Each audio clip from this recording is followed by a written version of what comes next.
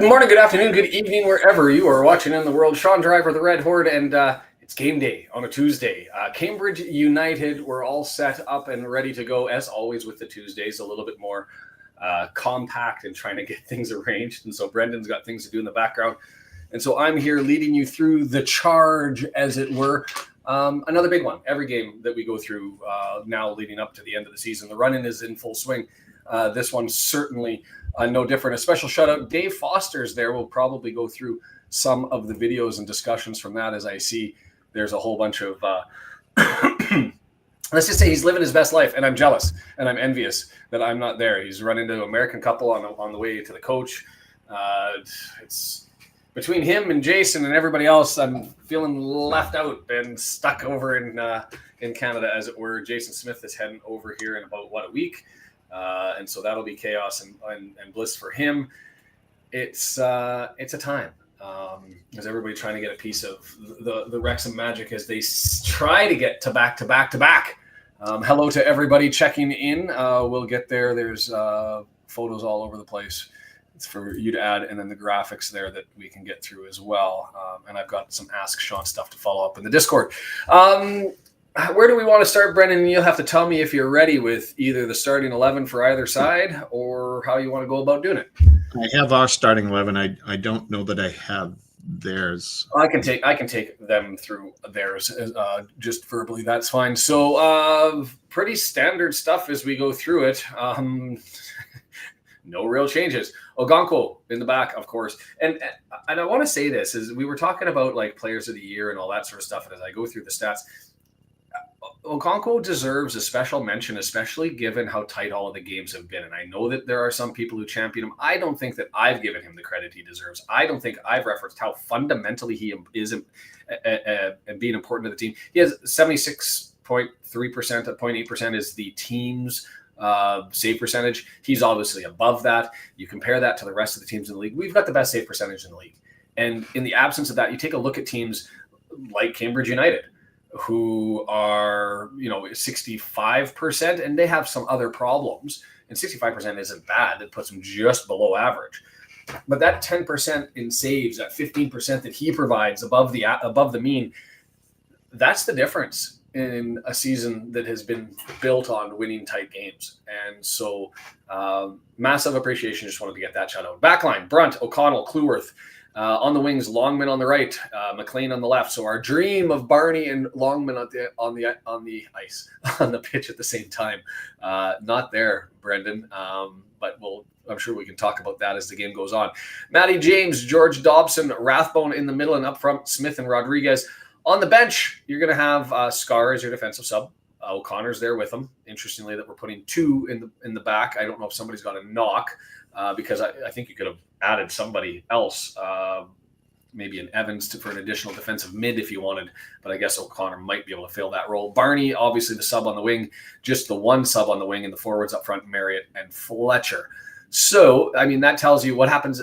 You don't want McLean to go down, knock on wood and all that sort of stuff, but just having the one, the wing back, not normal as far as the bench is concerned for the last couple of days. I'm going to bring up the chat because I haven't done that and see what's going on there.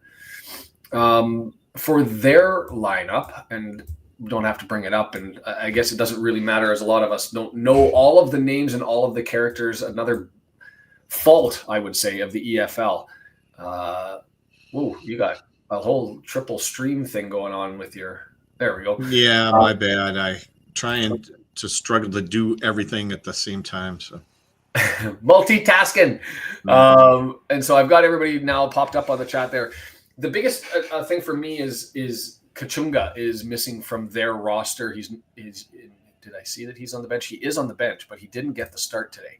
I find that odd, considering he is their leading scorer. I find that odd because he's one of the top Minutemen.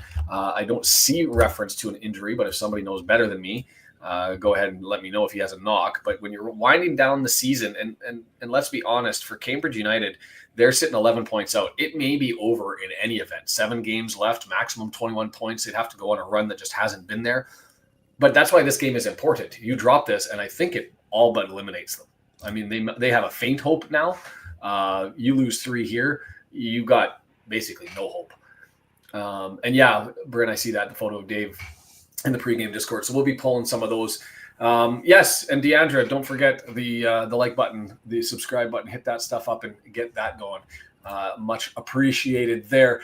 The other changes. So Kachunga, just for reference, 29 starts out of 36. He's played 2,500 minutes. I suspect we'll see him at some point today, but I just think that that's a guy that you need to have minutes out there. The other interesting ones, you go down their list of who you'd expect. Andrew, 34-year-old defender, midfielder, 2,200 minutes roughly. He's not in the lineup. Cousins, 2,097 minutes. He's not in the lineup. Smith, 22,000 minutes. He's not in the lineup. There's a lot missing here today, and I don't know why. Is this running up the white flag and they're just going to save bodies for everybody else, or is this people with knocks? What's going on? I don't quite have an answer for you, but it is the status of thing.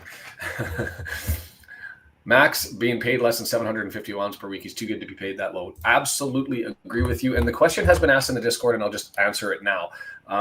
Whether I will be doing a rundown of the finances. The answer is yes, but I'm doing a different take on it, and it's going to take some time to be put together because, I mean, I'm not an accountant. I get when I have to address accountant information, I get an expert to help me. So I know a little bit, but not enough to really opine too much. My intention is to sort of provide an overview just of the numbers as they pertain to turnover and revenues as it is for all of the 92 teams in the EFL. 94, because I'm going to take the 2 teams that went down as well. That's a long process to go and look through all those financials, grab the documents, put the stuff together, throw it into a graphic. And so it may not be timely as much as everybody else, but it is a work in progress. I'm already fascinated by seeing the numbers there. And so we'll see what it is. Deandra says they dislike the keeper. I take that stuff personally. And I don't know what you're referencing. Is there a rivalry and a problem here with their? I'm guessing he said some smack before the game today. Oh, did he? I missed it. See, this is the joy of being. Is it on Twitter or is it on? Oh, we got good news. I love this. Forgot to tell you the good, bad news. Good news. Got a job. Oh no! But the bad news is, you know what? Can you not farm with the phone in your pocket and the data and just put the earbuds in your ears and away it goes? Don't know. April Fool's. I was wondering if we should do an April Fool's joke and debating on what that could be, but I opted not to. Maybe another time I take advantage of the April 1st and come up with a video and see who we can catch off guard, target a club. We'll think of ideas next time. He's the keeper that effed up his ribs in the Manchester. I got it. See, this is me not having time to do all of this stuff up. So it's been mass chaos on my end. Brendan, if you're ready, we can do a how the heck are you? Then we can probably look around the league as to what's going on today and what matches we're looking at, and then probably come back to the graphics that I just sent you. Does that work for you? Yep. So let's just go to the League One matches for April 1st and start to pull out what we're really looking for. I mean, of the teams that, let's say, let's look at the primary one. Wickham's at home to Shrewsbury. Is that guaranteed win night? I mean, Shrewsbury is going to be desperate to try and find a way to get out of the basement, but they're out of time. They're sitting at 28 points. They've got to get to 37. That's a long ways to go. So, I mean, maybe they'll be hungry, but I wouldn't put a lot of stock in it. I guess if you're going to get Shrewsbury, anytime after this game is probably the worst one to get them at. Dave number 14 in the house. Hi, Dave. Welcome, Dave. Nice to see you, Dave. Why isn't that linking up? I didn't think about that. Could totally pull up the stream with at least one headphone in. See? Da, da, da. Now you're covered. Audio only, or you could tune in with us. Whatever fits your fancy. Both options are available for you. And I say that because I know teachers who are doing that. Certainly farmers can do it too, right? I just can't bring myself to root for Shrewsbury. It's painful, but if it means helping us out, are Shrewsbury fans cheering against themselves? We can't Well, help Wrexham. we did have that statement by Stockport about them throwing the final game just to make sure that Wickham beats us in the automatic, right? Like, Yeah, it's fascinating when it gets down to the wire. I mean, the players can be playing. The hearts are out there. They're going to be desperate to put together 3 points. I think after today, it's pretty much over. So maybe there'll be some fire and brimstone. We'll see. Huddersfield sort of sliding out of it. They're playing Lincoln City away. Charlton's going to be in Mansfield, so up the Stags today, I guess. No problem with that. We've got of the fans. I think the Mansfield Town ones are maybe the most rational. Would you agree with that? maybe, yeah. Yeah, maybe. All right. Other matches that are out there that are relevant for us. Stockport, they're hosting Stevenage today, and I think that's really it. What other teams do we look at? We look at Bolton away to Wigan, so a rivalry game there, so that'll be fun. Huddersfield away to Lincoln City, Wickham and Shrewsbury, Charlton and Mansfield, Stockport and Stevenage. That's really it as it affects us? No. Look, if we win today and then we have Burton at home, I don't know that we're worried about anybody other than Wickham. Wickham. Right. Yeah. Right. Like us needing to do watch alongs and watch the scoreboard. The only reason why we would care about any of that is if Wickham also keeps winning, then you're worried about who would have incentive to keep playing hard. Right. So, like you're looking to make sure that certain teams are still in the hunt for playoffs so that they play against Wickham hard, or are we going to get the best of Charlton, or will they care at that point? Like all those things are the only things we'd be worried about. But directly, it's only Wickham after today. And unfortunately, with the schedule as it sits right now and subject to any changes, we play other than the Tuesday that they may have their makeup game against. It's not Reading next week. Who do they have the week after on the Tuesday? Huddersfield. Other than that Tuesday, April 8th game next week, that's the only Wickham match that they don't play at the same time as us, as it sits. So we'll see if that changes and if Sky picks some stuff up and moves things around. But I think it's mostly largely set now. So that'll be the only one. But I'm with you. It's sort of the blessing and the curse of this game is if you lose this, you give everybody hope and optimism and you draw it in for another week or two. If we have the opportunity here to put the 3 points on the board, to see somebody's going to lose their matches today, one would think you've now created that separation that really sets us apart to a true 2-horse race. And let's close the damn door. I don't want to be messing around with teams having hope and optimism and pushing hard for the automatics. I want them, like you said, getting close to the end of the season and maybe resting some guys for some minutes. Yeah. And preparing themselves for they want to keep fresh, but obviously make sure that people with knocks are all ready to go. And so we'll see how it goes. Nothing worse than that RKO. At home, kids are sick. Coincidence? But all 3 of us, yeah. Sick at a dentist appointment. Oh, Stockport's canceled. Why is that? Before. Yeah.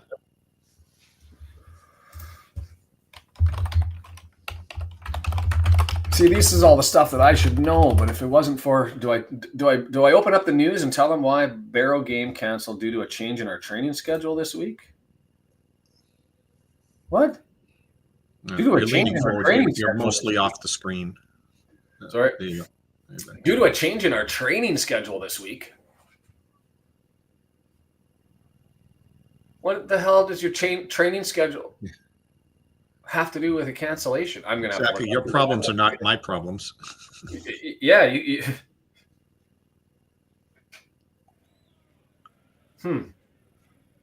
I mean, I'll be honest, just off of recollection as to justified reasons, and that's not one that's particularized within the regulations. I know that much, but there is a general catch-all that says that they can go to the EFL. So I don't know if there's a problem with the grounds and they just couldn't find anything else. Interesting. And not a lot of windows for that one to be replayed, and maybe they just bump it to the fall. Jason Smith said, "Is that an April Fool's joke?" Well, but you can't tell people to cancel. Don't show up. The game's canceled. April Fools. We just didn't want any fans to go to this one. Weather's gorgeous. Should be a good match. So I'll have to look that up as to what happened. We'll figure that out. Whoa! Welsh Techie is in the house. Techie, are you not in Cambridge for this one? You got stuck with us here? We're glad to have you. Another reminder, it turned out beautifully. If you haven't seen it, the 100th episode of Eat More Chips, one of the best single podcast episodes ever. And that doesn't include us as far as their breakdown of the Exeter City game as it was and the lead up and all that sort of stuff and where the team was, the Welsh push for the World Cup qualifiers. Go and check them out. Remarkable job on the 100th episode, and mass kudos to them. It's on YouTube. You can find it wherever the podcast is streaming if you prefer just to listen to it. And you'll get a little bit of Josh from the local pundit, Rousey from the Rousey podcast, and myself expressing our views of what it's like to be international fans of our club in Wrexham. So go and check that out. So we've done. I put up one of our Daves up on screen as he arrived in. I don't know where he is at the moment in that picture, but that's Dave Foster at one of the train stations. Yeah, and then you've got the picture of him of with the old guard, as it were. Yeah, he was spending time talking with that. So the guy in the red hats, his buddy that went on the trip with them, and that's Mullen and Palmer that he was talking to. Nice, and I like the little slip there. Mullen plus Palmer equals Smullen. Smullen equals the other way. Where are we? I put together some graphics. I might as well bring them up on my end.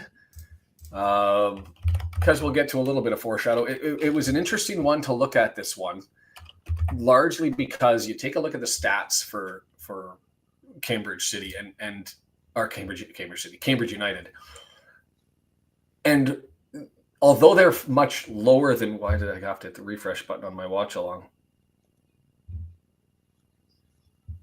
Hold on.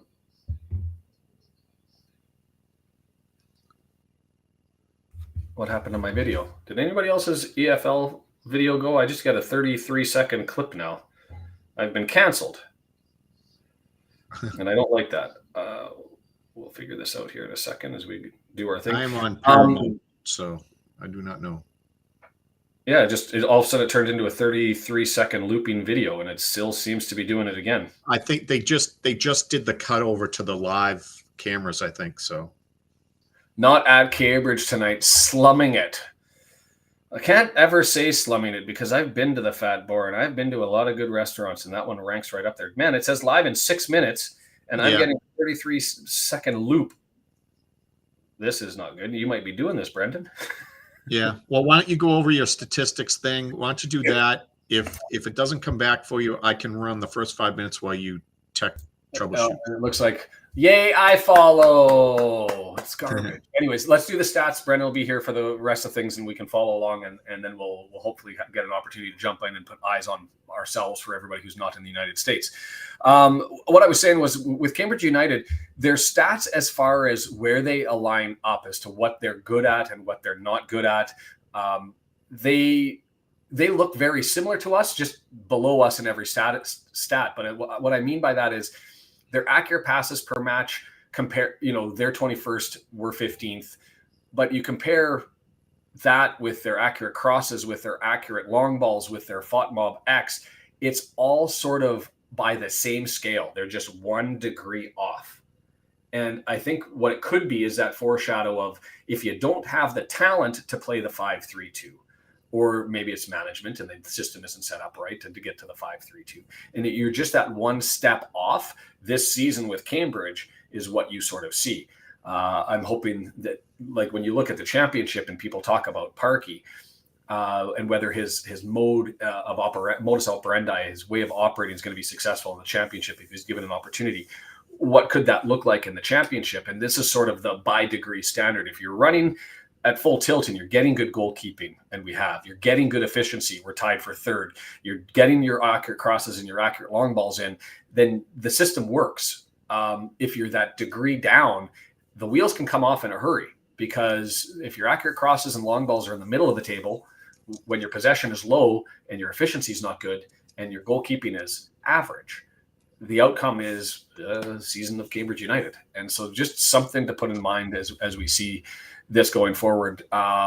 You can see they don't get a lot of shots. Their passes below us. We have more possession than them typically. And so I expect this to be a game where we're potentially on the front foot quite a bit. The question will be, can we find the back of the net?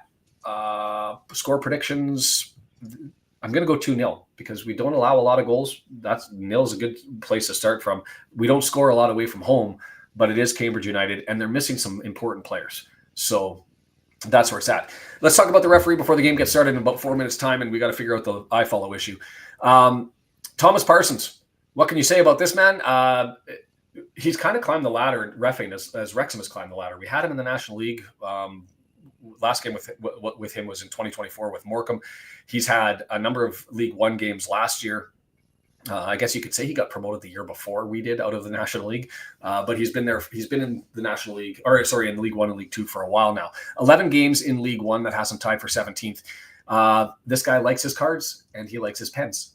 Third overall in the EFL out of all 71 referees in giving penalties. First for any referee who's done 2 or more. And you think, okay, well, maybe it's just pens. And that's over 11 games. So he's on an average of 0.64 per game. So when you flip a coin, there's a 50%, 64% chance that you're going to get a penalty today. that's bonkers. The season average is 0.19, and he's more than 3 times higher than that. He likes his yellow cards, but not as much. 22. Oh, that's Dave Foster connecting in. Hey, Dave, I'll let you take it from here. I will grab it. All right. Dave, how are you? Can you hear us? Can you hear us, Dave? No, we lost him. The Wi-Fi is really, really shoddy around there. And so we'll see if we're going to be able to get him to check in. I've got audio here, and it seems to be working. No, it stopped too. Everything's stopping for me. Bummer. If he connects back in, I'll put him up. Well, we'll stay tuned. If anybody gets a...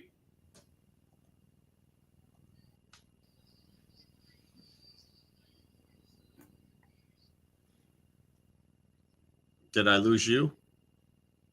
No, you're moving. You're just so still. I'm frozen. We might be back. We're back. Okay. Panic and crisis averted. Let's get ready for this one. Every game's important. Team near the bottom of the table, but still desperate. And this is like their last gasp. I would like to think that with the teams in the bottom, with the point gap that sits there, that this is their last gasp. And so they're going to come out hungry and ready to go. Obviously for us, we've got fire in our belly because we need to put on points to get moving forward. I put on the red because this seems to be the jersey that's winning. So I think we're good. I'm going 2-0. Brendan, do you have a score updated in the chat? Throw it in there if you have it. I did. I said 3-0. Tom Fitzgerald saying 4-0. Whoa. Settle down. If I go back to their stats, they don't allow a lot of goals at home. 26, that's tied for 15th overall. I mean, that's middle of the table. Let's hope they're in a giving mood. And we don't score a lot away from home. 20 goals, that's 15th overall. So I don't think banana peel. I think that we're going to eke out enough to get this done. It's either a 1-0 or 2-0 score line for me is what I'm expecting out of this. But we will see how it goes. Calm your ponies.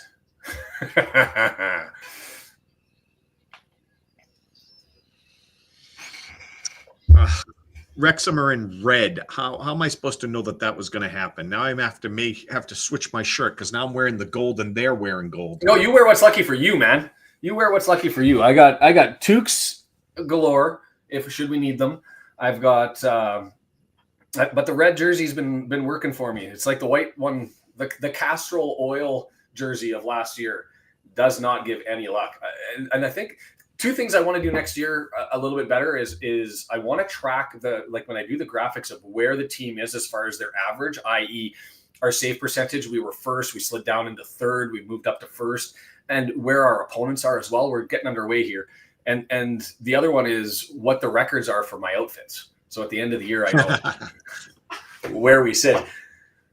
This is a close up. Holy, the camera angle. Yes, please keep widening that out. And we're Isn't back. That an awesome camera angle, though. I feel like I'm in the game. I mean, Listen to me. Can we go to settings and bump this up a little bit? I don't want to get make myself sick or anything, but holy cow! Early start, McLean, left hand side, right near the goal line. Going to cross that over, headed away. Pressure early. Rathbone going to collect that, chest it down. McLean's behind him, doesn't give it to him, chips it back. Brunt going to have a switch potentially. This is what I expect. Is I expect that even though we're not a possession team, that we're going to have a lot of it. So we've got to push forward. There's an opportunity looking for Rodriguez, headed away. And this is just going to be an aerial assault. It's going to be get to the wing, cross it in. And we'll see what their center backs can do. And if there's an adjustment, if they handle it. Rathbone serving it up for Rodriguez, who fills over on the left-hand side. McLean comes to add support. He's got Rodriguez to his left. 20 yards out, a little bit too far. Did that go out? It did. I think it did. Wah, wah, sad guitar. I like the aggressiveness, though. Everyone's up on the front foot here. No complaints from me. No complaints from me about the early start. Signal issues, but this is insane. Great day talking with Wayne, Mullen, Palmer, and dozens of fantastic residents. I'll try to get aside for video at the half.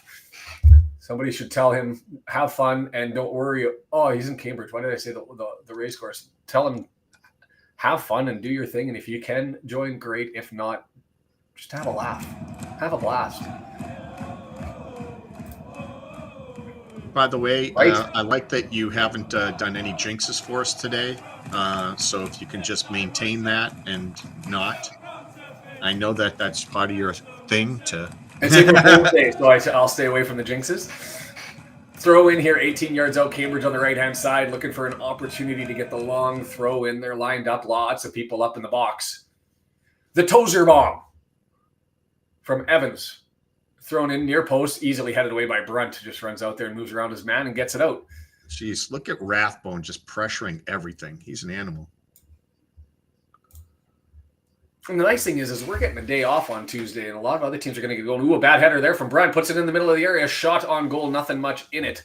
A marshmallow by Stokes. Fired towards Ogonko, and he makes his first save of the game. See, that's the real thing, and I don't want to talk about it, but there is that thing that Denise talks about that is an issue that would be nice to get through. Is well done. Smith handles that one with the defender, gets it over to the right-hand side, and now we'll see what he and Longman and Clueworth can do from there with Dobson in support. Longman, step over, cross, it's there, head put down, head at Smith! Ooh, it's still there, Rodriguez. Whew. Follow that. Smith from about 19 yards out. Left footer tries to smash it, gets saved. Rebound goes to Rodriguez, and he's not able to put it home, and it's back, and we got more pressure. Matty James over to Longman. 18 yards. Do it again. Keep the pressure on. Break them. Just missed with the header, but Rathbone trying to collect it outside the area. Collected by Matty James, who's all the way forward, standing outside the box. Well, so much going on. McLean dancing near the goal line. Tries to get the cross in. It shoots out to Matty James at the 18-yard box. He's going to put it far side. Longman trying to get there. Can't do it. Knocked down by Dobson. Still more pressure put into the box. Scores! Where did Dobson, right footer, did you have that on your bingo card? Because I sure as hell didn't. And we're up 1-0 early. Dobson, just break him with the pressure. You know when Matty James is stepping all the way forward to the 18-yard box, and you're following that with Dobson stepping all the way up forward, it's just going to be all over the place. You! John Lane, changed my mind. 5-0 us. Let's run it. Run it. Headed out by Cambridge and just knocked down with the right foot, and then I thought it was a left foot, so good for him. Right foot. This is an April Fool's joke by Dobson. Someone else is in a Dobson mask out there. Not really a bullet. What was the keeper doing? Did it take a slight deflection off of that defender? No foot off throats. Pressure all day, people. It's Matty James heads it while laying on the ground. Oh, sorry, EOC heads it while laying on the ground. Rathbone calling for a handball, but instead it's going to be a foul going the other way. 20 yards out, just from the edge of the 18-yard box on the right-hand side. Here comes the first free kick. Woo! Dave, see, this is what I haven't experienced. I've experienced late magic and limbs everywhere, and I want to take those and put them into a video too, but later, probably at the end of the season, just about my trip. We're on pace for 25-0. But I haven't had an early goal and sort of a more relaxing settling in things. The shot had eyes. It did, didn't it? Just bad turf, or did it hit a body? Anyway, we're back in. Cambridge puts it into the area and then just piss poor touch. I don't know what that was. Was that a shot? Was that an attempt to knock it down? Either one failed, and it goes out, and Ogonko's going to get it throw in. Whoo! I don't dare say it. I do not dare say it. Dave, save that for a pint for yourself, man. Hey, what's he doing donating when he's supposed to be there? You're over there. Have yourself a drink, dude. I don't want your money right now.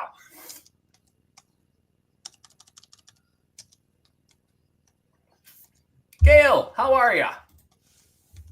Nice to see you as always. Oh, the pitter-patter of the Flintstone feet of Ogonko. Get us underway.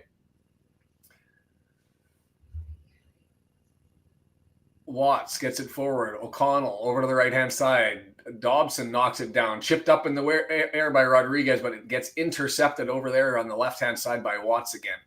Cambridge with it up through the middle of the pitch. Ooh, they got numbers. 3-on-2 coming forward. Man got spilled. And why wouldn't you play advantage? I will take that whistle. Thank you. That was a mistake. Cleworth getting a yellow card. He deserved it for that, to be fair. Got into the heels of a guy. It was a 3-on-2, going to be a 4-on-2, and Cleworth took away his man away from the ball. Yeah, I know. A guy came streaking through and jumped in the air into him. Oh, he stuck his right leg in between him and can-openered him. I don't see anything that Max does wrong. I don't know what you're talking about. Oh, and we got a super. Jason, thanks. See, and save your money for beer when you're in Wrexham. I appreciate the support and much love. We're going to get a free kick. I think that was a mistake by the referee in giving that without playing advantage because they were in a threatening position. But as it is, it's headed forward. Still into the box. Knocked down, right footer. And goes out for a corner as it lands there with Bennett. Oh, that didn't deflect? No. They said goal kick in my ear, but I was like, no, that's Bennett was over there, the right wing back for Cambridge, and he right-footed that one and smashed it into, was it Brunt or EOC, the defender, and it goes out. So we'll have a corner as the pressure continues. Brendan keeping it objective. Yes. Hey, no, that's I didn't sign any objective deal. Smith plays it back, played over the top. Nobody over there is just going to go out for a throw-in. We're off the gas. We need to get on the gas. Sean from Mumbai. 3 hours. He's from North Wales, and you're stuck with us. We're happy to have you.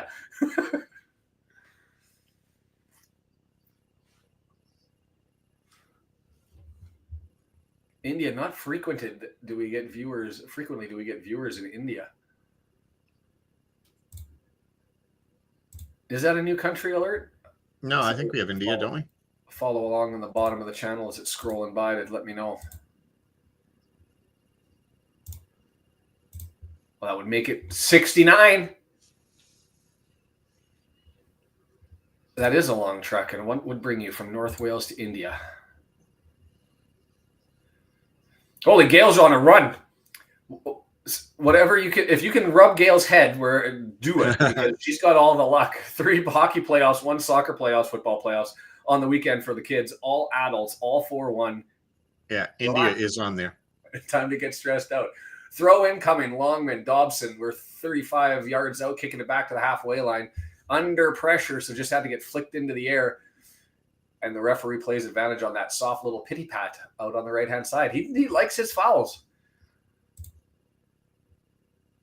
Leighton Orient up 1-0 on Burton. And I'm sure he is because, well, this referee likes his cards. He likes his calls. It's going to be a choppy game, which is why that first goal was so much more important, is because you've got a guy who's going to kill the flow, I think, on this one. Stop it. Longman with it, chips it by his man into the area, still looking to try and get to it. Can't, as it's stepped out in front, and that was actually dealt with relatively well there by the midfielder Stevenson who'd come back and support. The pressure is building again. We had a little lapse after the goal, and now we're back into it. Oh, message retracted. Can I pull that up? No, the bot got it before I can see it. Yeah, I didn't get to see it either. Wrexham Seeing if they called you a naughty word. Echoing in the back. The battle on. Scramble play 35 yards out, looped up towards Smith. This Morrison guy, and I remember him from the last one, just a big, tall, old guy who just eats everything in the air. Wouldn't it be nice if Shrewsbury did us a favor today? I mean, would we send them a thank you card? Would we do that? Sure. If it gets us into the championship, we should send one. I think whatever their capacity is, Kim identifying their top attendance was 7,359. They'll be above that. And hi, Alfonso. More pressure. Came down by Cambridge, looped forward, and we've got possession again. And I just feel like every time we've got the ball at our foot and the ability to build, we're sort of able to do that at will. So get it to our feet. But instead it's pumped too far forward, and Morrison just returns it. Morrison guarding Smith. Stevenson. Knocked down by Rodriguez. Now we've got a bit of a scramble. 18-yard box. Red jersey's coming forward, looking for Sam Smith to push too far forward. Bennett's going to be able to collect there. McLean, can he get up there and interfere? No, but he does force an extra heavy touch, and Rathbone collects the garbage and sets it back to Brenton. Let's go. Santiago's watching with us. Amazing. Send them a bottle of oil for their tractors. That's a lot of pins. I think I got to get you guys pins before I get anybody else, and I keep saying that. Just life. It's not fun if it's not busy, and right now it's fun. Spring break over, kids back to school. Little one in his first preschool training stuff, leaving him dropped off for, I guess he's probably back home here shortly. McLean with it, past the halfway line. Brunt's got it now, right-hand side, over to EOC. He's going to push that ball forward. Looking, searching, nothing there. And where you'd anticipate a long ball, we're getting on the deck.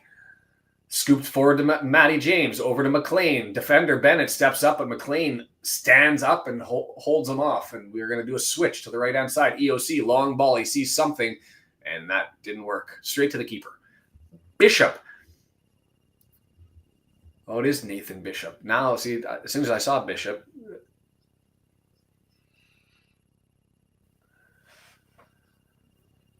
it all goes by fast. It does. Matty James, you got to call that. Thank you. Yeah, they just took Matty James' shirt off in front of the ref. He's got it curled and pulled all the way down, and then wasted James McLean just pushed it way too far. I'll be watching from Sri Lanka this weekend. Don't have that one. While you're over in that general area, Sean, can you go to East Timor? Just swing by. Just a little departure. Stay safe. And I joke, for those of you who don't know, when Brendan sent the scratch off thing, and I still have that here. When he sent the scratch off thing, I made a mistake and accidentally scratched off East Timor. And so it's sitting there as though I've had a viewer. So I'm still waiting for the day when I get somebody from East Timor. As there's a mistake, Rathbone with the half volley out, trying to get it to Longman, and it goes too far.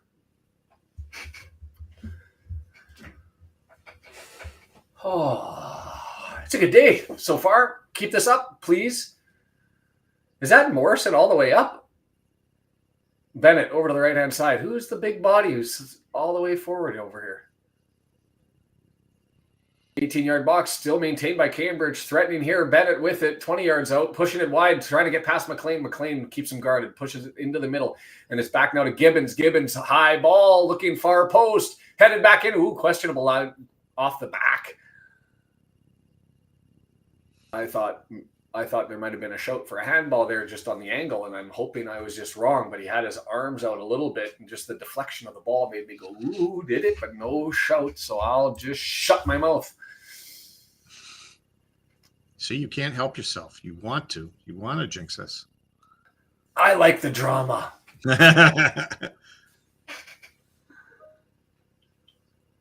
18. Loft. Why did Loft and Moore? Dave Wood said he was watching from West Timor last Saturday. Too bad. If he knew, he would have went over to East Timor for you. I watched from West Timor one Saturday.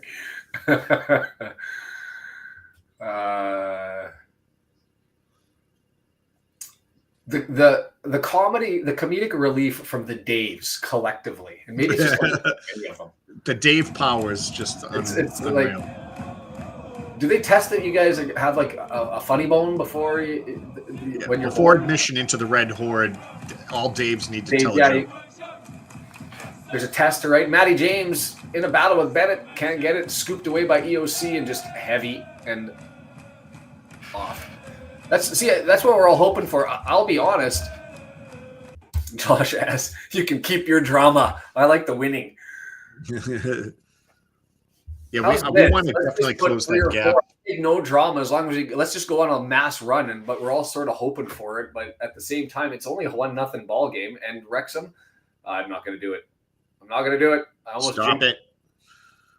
It's April 1st. I'm going to try no jinxes and see if I can get through the entire watch along without throwing one out there. We got 5 chances. That's what I mean. It was just break them, right? It's overwhelming pressure. That's all I want is more of it. EOC with it. Him and Matty James playing catch. EOC looking up the pitch. Nobody coming to him, so he's going to walk it all the way up to the midfield, get it up to Kluworth, who's on the run. He's going to do a cross, bangs it off of Stevenson, and we'll get a throw-in.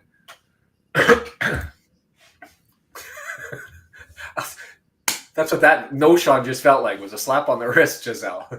It's like I have 50 mothers and fathers keeping me under control. Dobson, right-hand side, throws it to Matty James, 35 yards out in the middle of the pitch. The switch is on, and Brent comes all the way left. Rathbone to his right. He goes to Rathbone, 22 yards. Chip cross over to the right, too heavy. He was looking for Rathbone can score from there. Do it again. Yeah. But he had – I like the idea, though. He had Rodri opportunity, and Bishop comes out, and he just broke the ribs of his own man. He thought that said Mullen on his back. Did I say Mullen? 26. Gibbons. That's as close as we can get. So we just complained. How the hell he takes out his own guy and you call timeout because we have the ball with 2 men down. A head injury, so you got to blow it down, and then we'll get the ball back. Yeah, well, not in the same, advantageous position.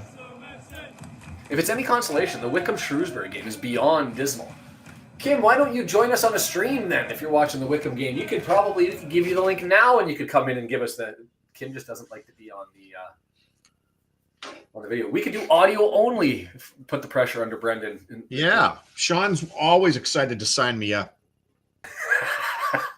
Voluntold, Brendan. Voluntold. That's the proper noun. The plural noun, or not the plural noun, the common noun, whatever it is. A daffodil of Daves. A davy of Daves. A diaspora. A daffodil. Daffodil of Daves. I love it. 18 and a half minutes. I got to focus on the game. You guys are too much fun. Halfway, midfield scramble is some teams trying to get control of it, and it's thumped down the pitch, and EOC is going to forward it off to Ogonko, and he's going to grab the ball. He's got Brent out wide, decides not to give it to him.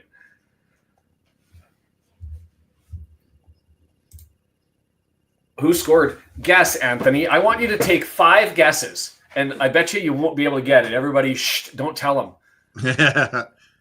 Don't tell them, shh. And what if I told you it was from distance and in the middle of the pitch and you still won't get it? Let's say this, least likely to score from the midfield. Oh, too heavy with Matty James and goes over to the left-hand side.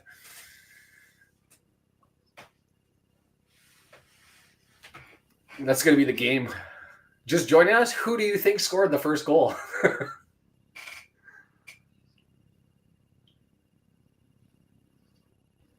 Red Army, echoing in the background. They need to turn the mics up to pick up the sound a little bit better because I know they're at full voice. And no, not a sellout. The Mead Plant drab stand. Hey, not for nothing. This late in the season with it already over, like they're going down, they got a decent crowd. Everybody's there for the Wrexham. I mean, yeah, they all want to be on the documentary. But I mean, they win here. There's a loss. There's still a faint hope, right? Like I think, like this is on your deathbed. Need a miracle, but the nail's not in the coffin yet. I think a loss here, it's nail in the coffin. And that's why I was surprised that they were going without their top players. Rathbone, he gets it. He gets it to McLean, 25 yards out, 2 players on, him and Rathbone taking on back and forth. It's back with Rathbone 18 yards out. He's looking for a cross, can't do it, so he's going to move forward. McLean tried to wrap around him, not there. So Robson relieves, and it's going to be a switch on. Brunt gets it at the midfield over to EOC. He's searching. Oh, wow. Turn back, left-hand side, found Rathbone, but a little bit heavy bounce as it skipped off the pitch, hit him in the knees, and it rolls harmly to Bishop. Ogonko scored a ripper from his goal mouth. That would be something.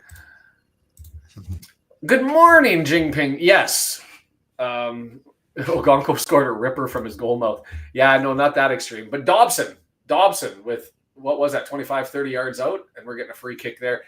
I think he got some cleats into the thigh area. And see, here's where I have the problem with this one is the Stevenson-Kluwer thing. I guess the only one with the Kluwer one is it stopped a rush.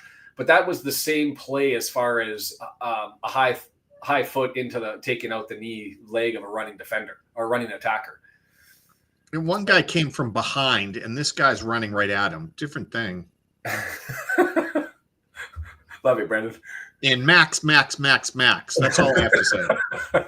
Peterborough scores to tie it up, draw it even with Crawley and Charlton. Goes up 1-0 on Mansfield.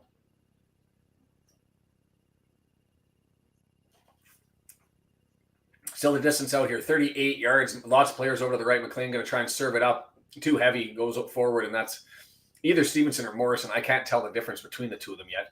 Loft or Morrison. Oh, it's right there, Sam Smith in the air. They call that back Smith? A little bit of a defender. How do they call that on Smith? They're both pushing. Just so because he got on top of him.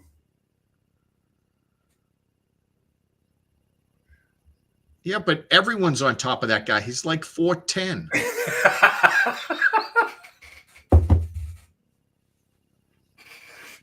Fair enough. Right hand, both hands on the shoulders, and then used him to springboard up off of him. So that's why that free kick went against us, and Sam Smith picked it up. Look at me, all being pro Cambridge United today. That garbage needs to stop. But I don't really have an objection to that one. Oh, he's dancing all the way through the midfield as Brophy gets it on back. Is that Gibbons who shoots it out? It's over to Bennett on the right-hand side. No, it's Digby. Left-hand side, Loft overstabs. It's still there. Bennett, shot, blocked. I think it would have been covered in any event. And we're going to get a free kick by challenge. Yellow card coming out on Bennett for taking the high challenge. I believe that was on Matty James. No, if Smith scores today, he can get on top of me. Oh, I thought it was high, but it wasn't. He just clattered through the back of him with no rhyme or reason to that one. He's another one that looks like they let their kid out on the pitch. Vertically challenged, you say? Yeah. Now I hate that. We welcome the Lollipop Guild. I'm saying Munchkin songs in my head. Okay, see, now you're taking it to other levels. I was just kind of needling him a little and teasing, but you. Oh, this is just dirty mocking now. Focus on the football. Focus on the football. Stockport up 1-0 on Stevenage. The scoreboard not really helping us out today, which makes it just more important to put this one to bed. Don't jinx us. Stop it. We are. Yay, the Solips. Go team. It's about as good as you're going to get from me.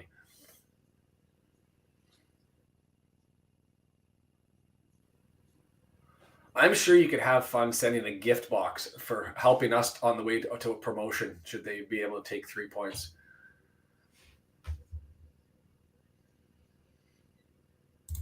I wasn't trying to be mean.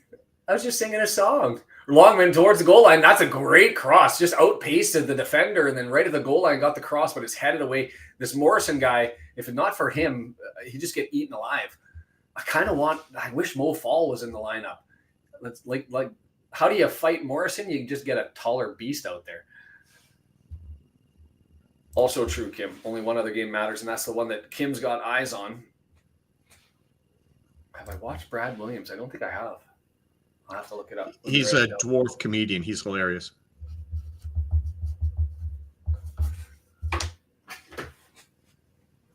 EOC, long ball, searching for Smith, over top, Bishop all the way out, just on the edge of the line, headed it away.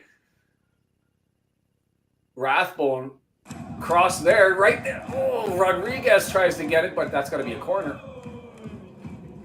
Beauty, the pressure starting to come again. Going to be a corner from the left-hand side.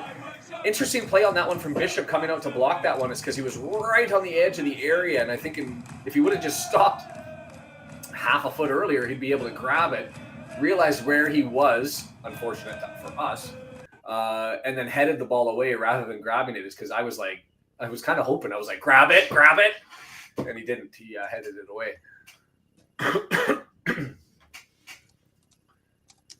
The referee is in headmaster mode, scolding the pushing and shoving. Is Cleworth just manhandling Gibbons?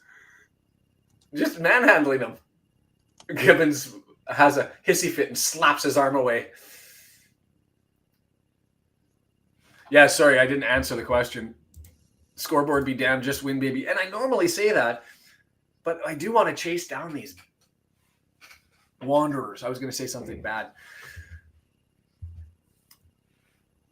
And I can't really speak ill of Wickham, to be completely fair.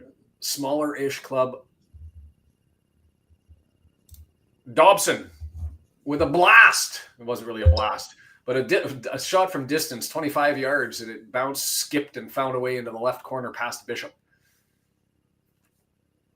Yeah, I got to play it up because he's usually passing it to the other team. So the fact that he hit it and it scored, it's a blast.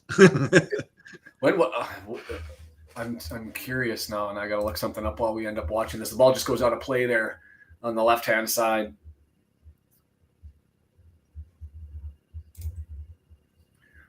Bumble and fumble there by Loft is the only forward in their setup, and he slipped to the ground and lost that one. We got possession, long ball down and cleared away, and Cambridge is going to have it now.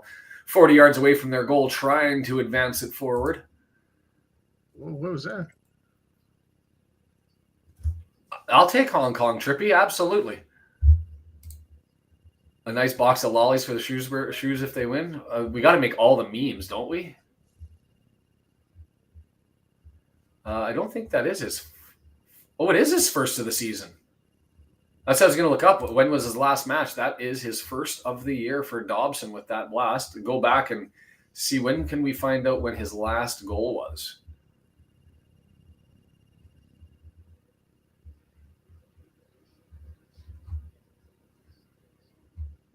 We'll figure that out as I go through and try and keep an eye on this one. Right-hand side, getting up forward.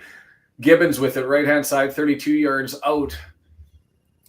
Slides it back. Digby moving forward 25 yards out, but he's going to draw it all the way back to the halfway line to Watts now. He's getting pressured by Rodriguez, has to turn back and gets it to Morrison 40 yards from his goal. The pressure backing them up.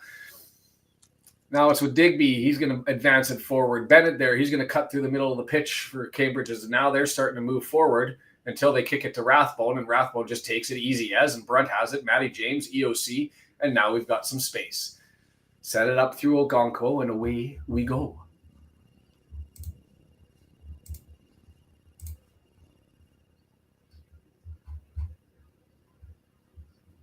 Why can't I go back? There it is. His last goal in the FA Cup, November 15th, in a 6-1 Charlton win over Cray Valley. His last league goal. You got to go all the way back to the home opener last season in a 1-0 win. He had the winner for Charlton Athletic against Leyton Orient. August 5th, 2023. Wow. Oh, no, never mind. I take that back. He did score one against Shrewsbury April 20th. So April 20th, almost a year since his last league goal.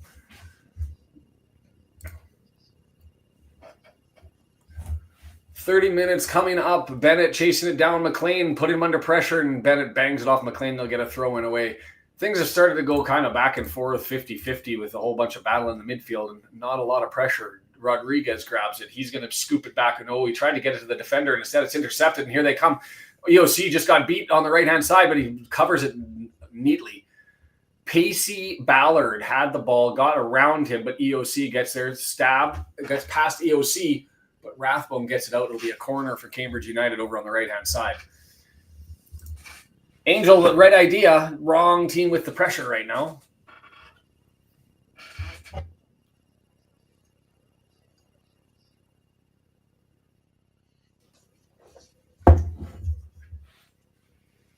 Brophy, left footer from the right-hand side. Looking to the near post, headed on. Oh, just missed. That was a well-timed, well-played set piece. And who was that? That was Morrison. The big tall guy that they use in the back has the power up front. Oh, he just flicked it on, and that was going in that would have been in if it was near the net. Ogonko didn't have that play covered as he just flicked it on, and it goes all the way and just skips past on the left-hand side. Yikes. Everybody's scoring in Crawley, it looks like. Posh, Crawley, 2-2. Come on, Crawley. Beat Posh. Draw them into the mix. Burton Albion can stay up. Posh can go down. That would make things perfect.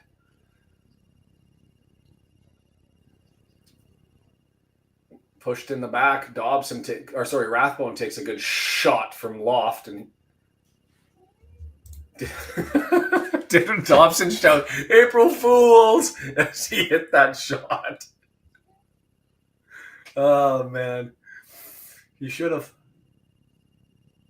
The mascot looks so forlorn and depressed. What the hell was that?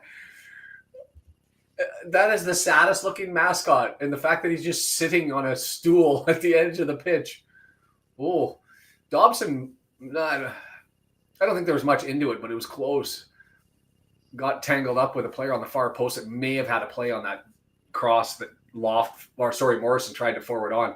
Rodriguez, edge of the area, gets past his man and gets stabbed away, bangs off a Bennett. We'll get a corner over on the left-hand side. Bristol Rovers. All right. I guess the question is when does Birmingham mathematically Wickham's got 7 games left, 21, 80, 96 points. Guarantees them promotion. Headed off. Oh, it's crossed in, and Mullen just got his head to it, but not enough, and it just kind of fell dead on the ground in front of him and then was cleared away. Now that's up in the air. Bishop goes out, grabs it, drops it. Kluwerth had it and couldn't turn around and get his leg on, and Bishop's able to grab it again, and now he's on the ground writhing in pain. He might have got kicked in the face by his own teammate. He's grabbing his ribs. I'm not joking. That's not April Fool's. Oh, a knee? An ankle. An ankle? He doesn't know where he's hurt. He's hurt all over. He's rubbing his head. What's going on? Couldn't curl the foot. Right foot goes to Kluwerth. He might have twisted an ankle there. Can't turn on it. And his own players kick a stomp, walked all over him. Kick. Oh, there's not much in that. I think it was an ankle twist on the jump. Oh, man. Well, they've got the goal differential. We're 9 points back. They've got a whole 8 games left. And we've only got 6. I mean, they'd have to go on some epic collapse. They've only lost 3 games all season. And so, there's crazy combinations. I mean, if we won out, we're getting 18 points, so we could get to 98. So they only need 3 wins. You think they can go 2 wins, a draw, and 5 losses over their next 8? I'll take time killing. Right, Bryn? Sure. Hey, you haven't done it yet. While we've got the break and the pause in the action, Ultimate Promotions bringing all of these ad-free to you all season long. Thank you to them for donating so that we can do that and not distract you. If you like these pins or you need pins for pin trading or for work or whatever it may be, medals for competitions in a sports league that you may be associated with, contact them, ultipromo.com, ultimatepromotions.biz. Free artwork, free shipping, 48 years of service, a whole bunch of stuff. Sign up with them. And Sam Cruz, long time no see. Happy Wednesday morning for you, I guess. Yeah.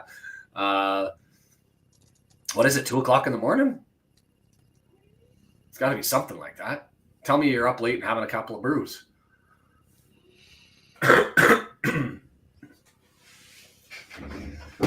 Bishop looking to get us back underway, still moaning and groaning. I mean, there wasn't a lot of contact in that.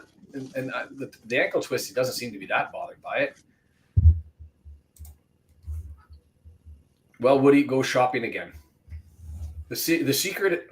Nice little pass forward for Cambridge, and he lost and rolled a little bit too far forward. And there's Clueworth to clear that one away. As that was Bennett running forward. Sorry, Bennett. Where am I? Yes, it was Bennett running forward, and had pace. Had an opening, and then a heavy touch gave Clueworth an opportunity to clear it. He smartly took it. Ballard running forward. He's on the right-hand side, opposite from his normal left. He pulls EOC. This is the second time that EOC's been pulled over way out on the outside of the area, 18-yard box. Into the area goes Digby. Tried to cross. Not there. Get another corner, and there is the depressed dog.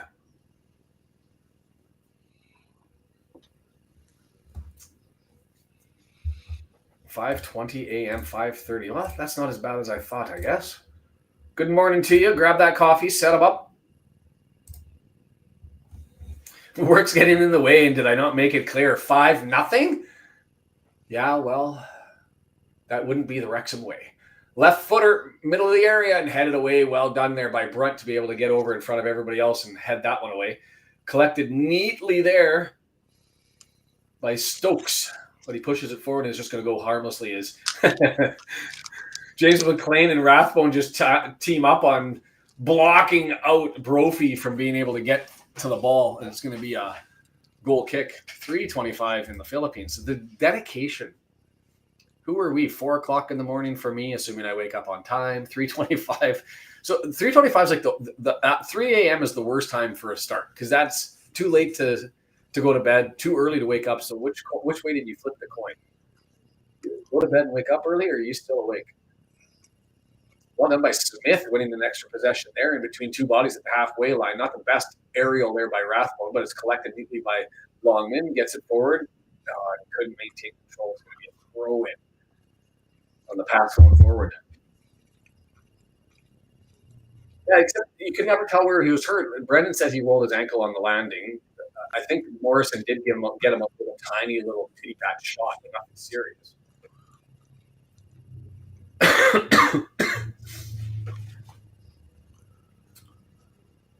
Oof.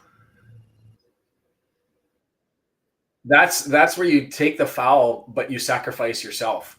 The Cambridge man torpedoed EOC, and EOC clatters into him on top of him.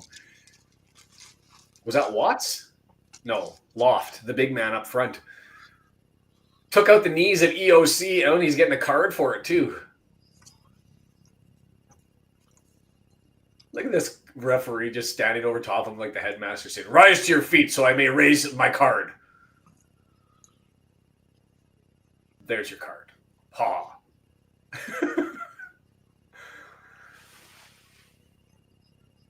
Looking for the torpedo. Oof. Yeah, just stuck in with the left leg, got low, and EOC gets flipped up over top of him. And he took the harder shot as EOC came down, picked up a yellow card for his game. Good forearm to the face. Nice. Oh, yeah, it was a forearm shiver. That's what you get. Elbows up. That doesn't explain that. Look that they haven't scored yet against the worst defenders in the league. Long may that continue. I love me some frustration. Opportunity there, flipped up in the air. Sam Smith. Oh, I would have liked to have seen him left foot that. Rodriguez heads it to him. He's just standing 19 yards out, right in the middle of the pitch. And I think he had enough time to be able to put it down and have a crack, but instead he tried to half volley pass it into the box and it just got eaten up. Mansfield with a little bit of help for what that's worth. Charlton sitting at 8 points back. Now losing 2 more, so now they're 10 points back. So that's always helpful. As here comes Bennett down the right-hand side, crossed in, header opportunity, still loose, scores. Bennett, 1-1. I said Bennett, yes. Up the sad dog's up. The mascot still looks depressed.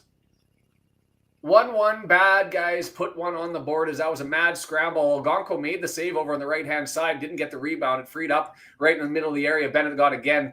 There was somebody there for a block. Was it Cluworth or Brunt? I'm not 100% certain. He didn't clear it out. Yeah. Gonko was down and out, having made the first save, and finds its way into the back of the net. Stokes cross. First opportunity, Bennett heads it, misses it. Cluworth was who advanced it towards the goal. Gonko saves it off of Cluworth. And he's out and down and out, and Cluworth then tries to make the stop, and he can't as it gets past both EOC and Cluworth. Balls. 40 minutes. We thought everything was rosy. We were hoping for a 5-0 call, and instead we're back to only having 1 point out of this one, and maybe they'll be able to pick up the pressure again. You know what? If there was going to be a goal, I'd rather have it early and in the first half than have it any other time. And so let's just get this one out of the way, and let's put the foot back on the floor and realize, hey, these guys are still footballers and can still find the back of the net, even if they have to use our defenders to do it. A little bit unfortunate there for Cluworth, just not able to control the first one and then not able to get the block. You shush, Woody. We can so.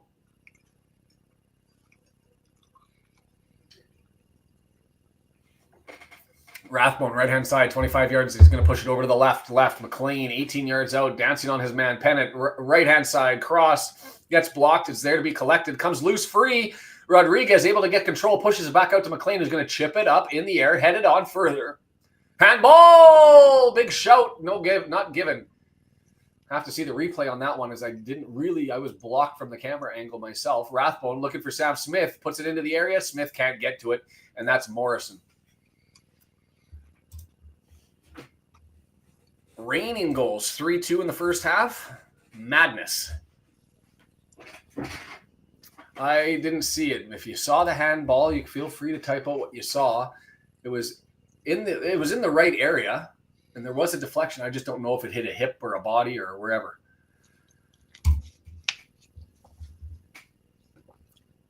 Red and white army. Do, do, do, do, do, do. 8 shots to R2. Tip. Other than the early pressure 12, 15 minutes that we had, you could say that we haven't really shown ourselves. We kind of took our foot off the pedal a little bit and then just never found it back. Interesting. So you say horrible non-call. I haven't seen it back. So we'll see. And with an official not afraid to give the pens, the shout was definitely there for that one.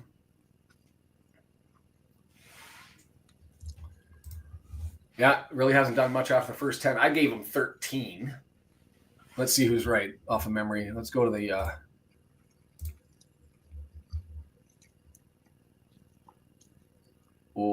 14 minutes, the momentum meter changed. And then they scored their goal, and now it's been all red since then. I still feel like we have it in us, but you look at the XG 0.1, 0.2, and the score's 1-1.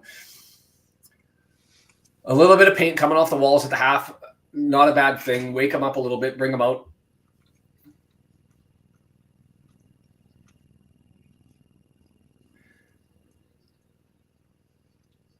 Thrown in. McLean with it. Not able to head it forward. It's knocked back down. Cambridge looking to move. And they've lost control. Matty James gets it back to Cluworth, and away they go on the right-hand side. Cluworth advances it to Longman. He scoops it up in the air looking for Smith and tried to get to Rodriguez. Can't do it as he's undercut by Gibbons. Steals the ball, runs away, and Cambridge United settling it down here. All the way back to Bishop. Smith with the pressure. Left-hand side. Watts. 9 shots, 3 on target to 2 shots, 2 on target. 11 touches in the box to 4, but we've had all the possession. They're playing our game.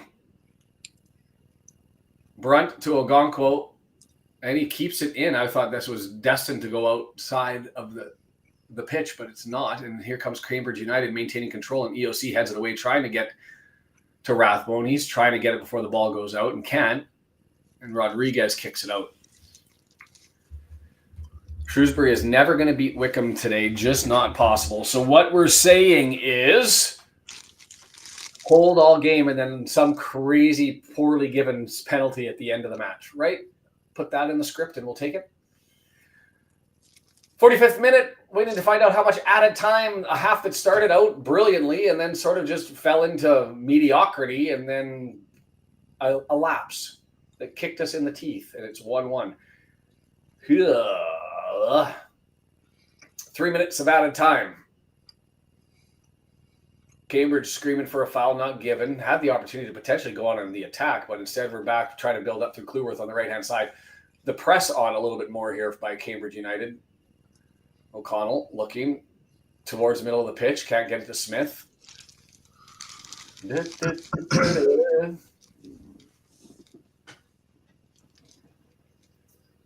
Come on, lads.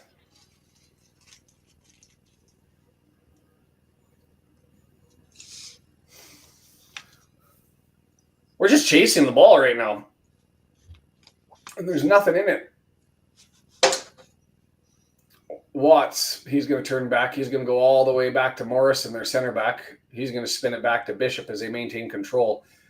Possession. This might be to our benefit if they're able to spread out in order to try and do this. Maybe our counter attack to get going. Longman intercepts. Is he able to maintain control? No, he can't. And finally, the foul is given. How do you give 3 minutes? Like, that keeper was down for the down 10. for 5. It's the first half. They discount the time by half, and then they give you a double in the second half. Kim with the wisdom again. Wrexham should avoid lapses in the second half. Love it.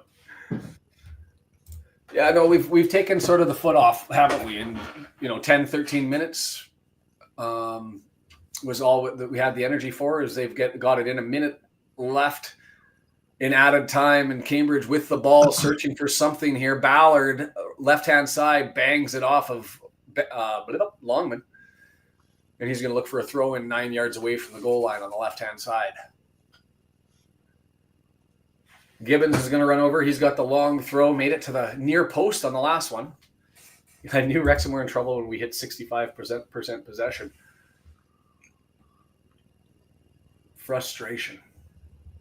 It was glorious for 13 minutes. But like I said, if it's going to happen, now's a good time as Cleworth climbs the back, it gets the header away, but it's there, edge of the area, scooped up. Ogonkwo doesn't have to get to it. It's pushed out. McLean going to have an opportunity, stops it, sets it down. Rathbone with it. We're a little bit close, and there's the block. And is that a throw or a goal kick? Goal kick.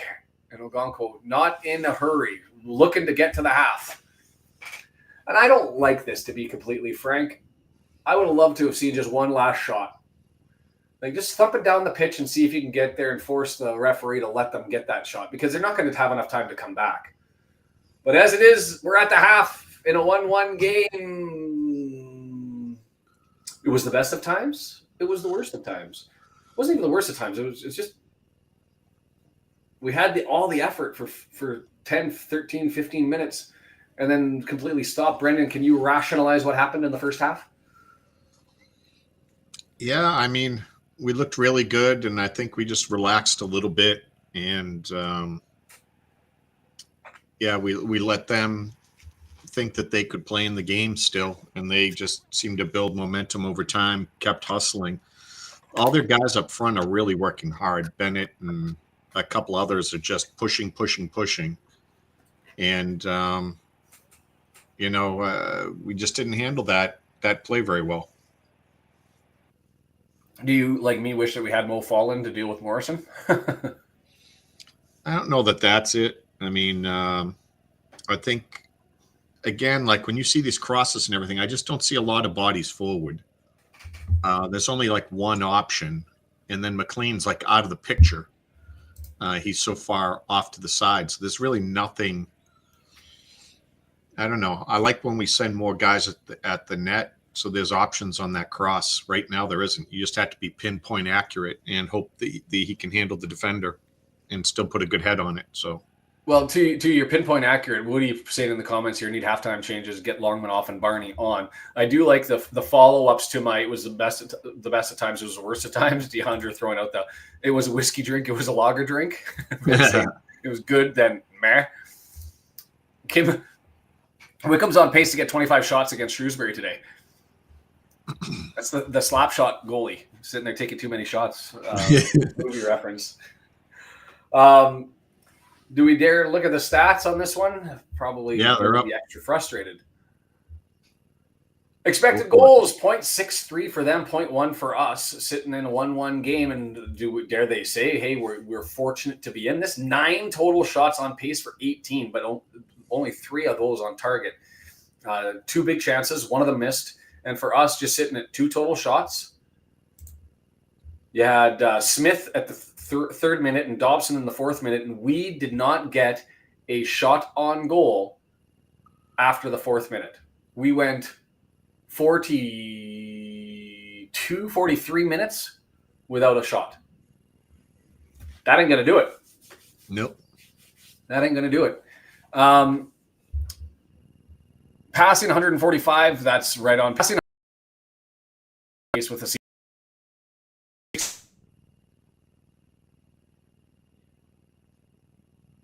0.1 in open play and how does that work? 0.1 in open play and 0.1 for non-penalty expected goals. And that's how we get to 0.2. Oh no, we're only at 0.1. We're only at 0.1, and that's all from open play.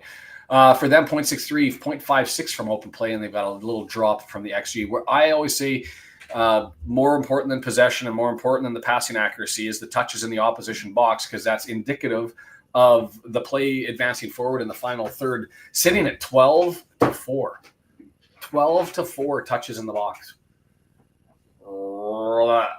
Not good. Aerial duels, getting the advantage there from having a big lug in the middle of Morrison knocking everything down there ahead. So it's just sort of, other than George Dobson, the goal scorer, you go through the lineup for the FOTMOB scores, Bennett, Watts, Loft, Brophy, they're all up there. Matty James just eking up there as well. What do we do for recourse here to wake this one up? Is this just paint stripped off the walls, or are we looking to make changes, Brendan? They may have to bring on guys early, but I think he's going to yell at them, and they're going to come out with some fire in their belly, and hopefully that'll make a difference. Yeah. 0.1 XG is not good, especially considering that for all of the teams in League One, with the exception of Shrewsbury, their XG is below what their actual goals are. So I would say if you get an XG of 1, you'd expect there to be 1.2, 1.3 goals. It's like a 0.2 buffer, it seems, for most teams. So 0.1 means we're basically on target not to add another one. So we're going to have to find something here. Des says we need more midfield possession instead of long balls from passing midfield. And to be fair, I agree with you, because that's what I think was working early on, is we were maintaining possession and look to build. A little bit of a frustration that I have with EOC is he gets the ball when he has an opportunity to run with it, i.e. he's at his 18-yard box, 20 yards away from net, he's got an opening. I love his ability to advance the ball forward. When he gets the ball at the halfway line, midfield stripe, or a little bit behind, it seems to always be long ball. It's never a switch, and it's never, or it can be occasionally a switch, but it's never the pass through the middle of the pitch to try to build through. Just watch the Rathbone goal again, or sorry, the Dobson goal again. And what I wanted to get was a angle from the side of the back to find out that second skip looked like it changed directions. Am I going to be able to see it here? Knocks it down, right foot. There's the right. No, I think that's just pitch.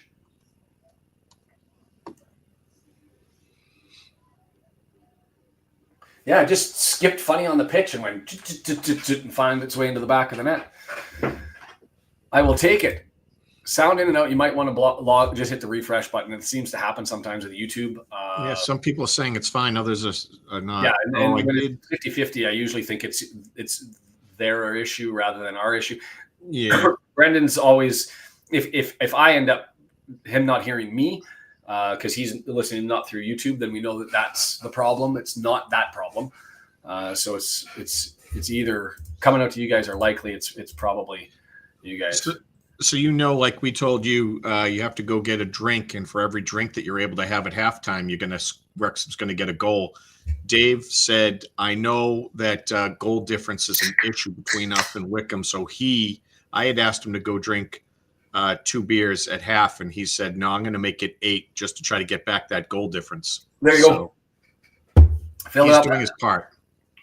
The fun part that I don't think I talked about it, but we're going out for a bevy because you can't drink in the stadium, so you've got to go back and going out. You can't drink in the stadium, and then you've got to drink. You got a pregame. I guess in the U.S., 21 years of age. And in the bar, and when you last call, and you got to smash your drink before you get out of the bar because you can't waste your booze, and so you're chugging drinks. It felt much like last call, and I was out late at night, so I just watched that bloody Cambridge United goal by Bennett there. That was just a collection of unfortunate events. Cleworth, it hits him, puts Algonquin under pressure, he makes a save, and then it goes to the only player in the box that it goes to that's standing there, Bennett, and he's able to collect it, and he beats both EOC and Cleworth.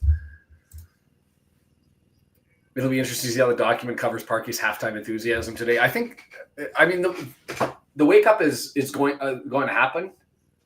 And what's McLean doing, screaming and yelling at Brunt after the goal too? Not a lot of people happy after that goal win. And EOC gave Cleworth a look. The good news, the out-of-town scoreboard is not bad, but one would think at the end of this one that there should be 3 points here available for us, and we've got to find a way to knock this one down. I don't dare look at the table right now, so I don't want to do that. Do I dare talk about what's keeping me busy? Nah, I'll leave it alone. There you go. Do we have a poll? Let's do a poll here for the final score. You know what? I also have a video from Dave, though. It came in on my phone. Give me a second. Let's see if I can. See if you can pull that one up. I'm going to, while he's putting that together, I'm going to throw in a, why did this, Exeter City. That's not the right match. Final score predictions. And then in the comments, while we're doing the final score predictions, let us know what your thoughts are for substitutes. Is Bennett the answer to come in? Do you look to bring in Fletcher a little bit early, recognizing that you're not going to have a game next Tuesday, so you might be able to stretch him out a little bit? What are we... Let me try to get this video in. This is really hard because I'm doing it off my phone, but we'll see.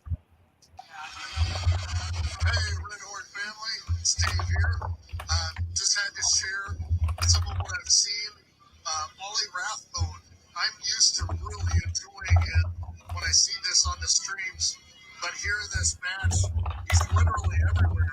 And bouncing that off of the fans here, people from Wrexham, they said that's a normal thing. Up and down. That come through okay? I could hear it. It wasn't very loud, and because I've got this in my ear, I didn't catch most of it. So if you were, he was talking about how good Ollie Rathbone looks and how active he is, and they said it's a regular thing when he was talking to the other Wrexham fans. So lots of confidence in the chat with the early poll results coming in. As everybody's screaming 88% right now, anyway 89% that we're going to win by 1. How many enthusiastic F-bombs? That should be the real bet, the over-under. What would you even set the over-under at for the number of expletives in a halftime tirade? 15 to 20. It's got to be somewhere. Yeah, it'd have to be in the 20s, I would think.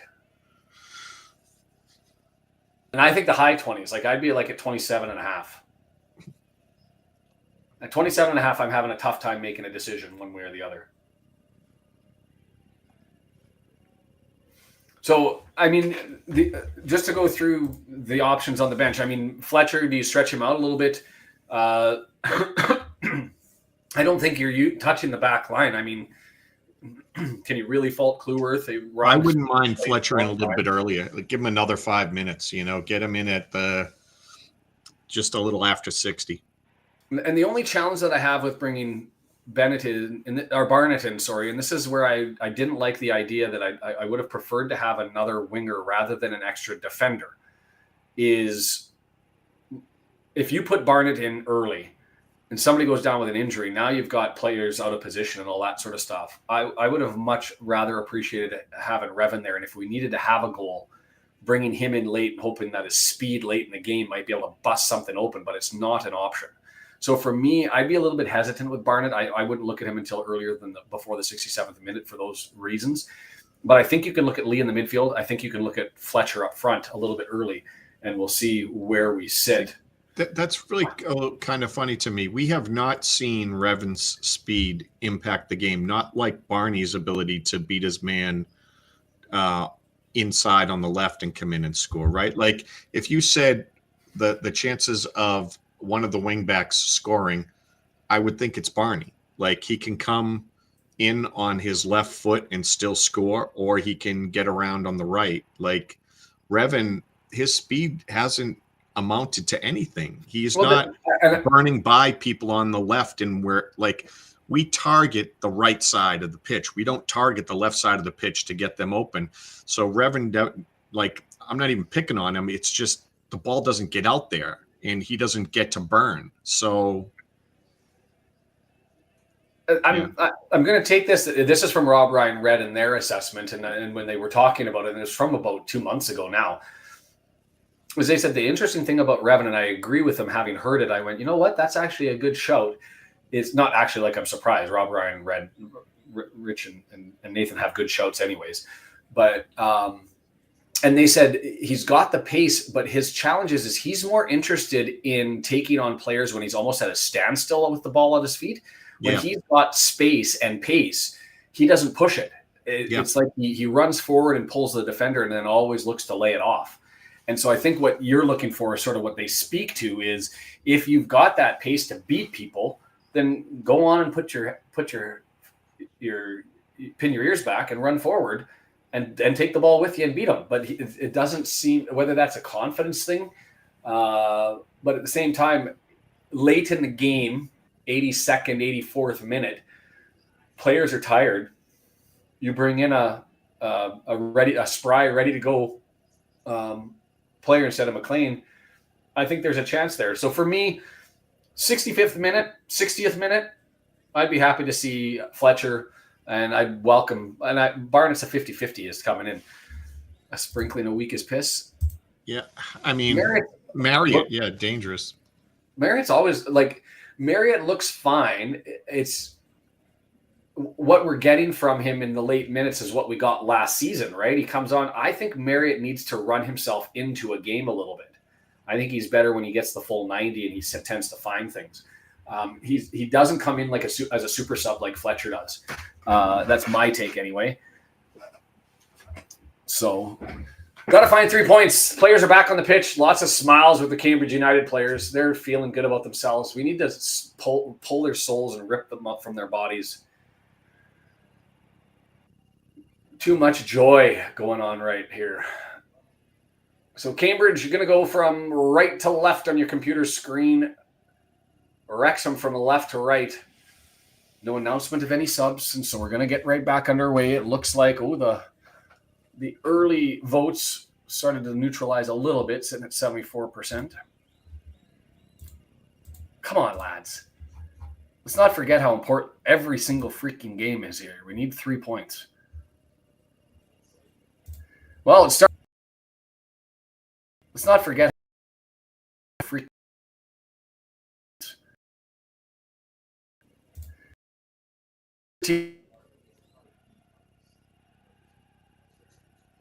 pressure and a goal from Dobson, and then we let the foot off the gas and we let them come in. We're back underway. Let them come back into it with a unfortunate little ball that hit Kluworth. Ogonko had to make a save off of his defender, and then the ball was loose and punched into the back of the net by Cambridge United. And here they come, possession to start things off.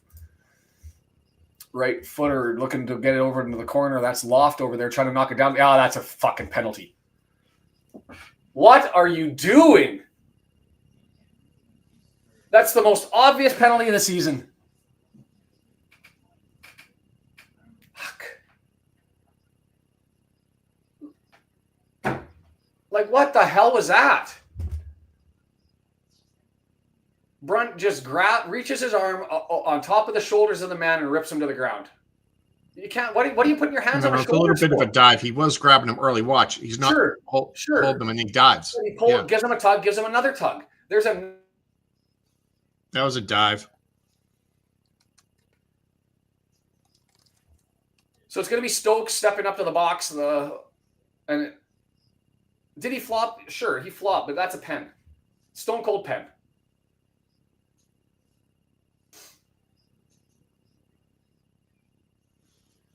Scores.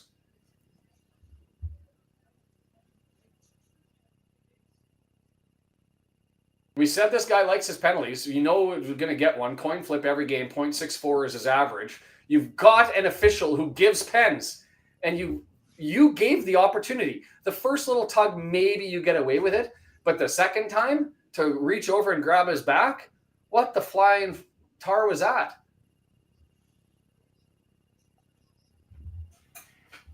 Tell me I'm seeing it wrong. You're seeing it wrong. Interesting. You've got to know who your official is, Brunt. No, from where the official was, it looked like it, and I'm sure it did real time.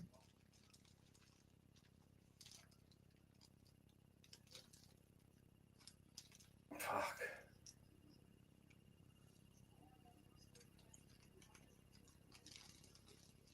Well, there's time into it for a little bit of Hollywood drama, a little bit of magic.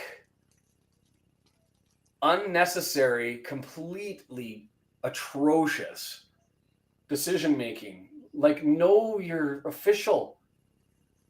And Cambridge with more control. The goal scorer, Stokes with it, runs all the way along the outside of the pitch. And they're going to get a corner as Cambridge just laying the boots to us. They've got the momentum right now. We got to do something. We got to stop yelling at each other and play hard. Off for Barnett, Longman on the left, Barney on the right.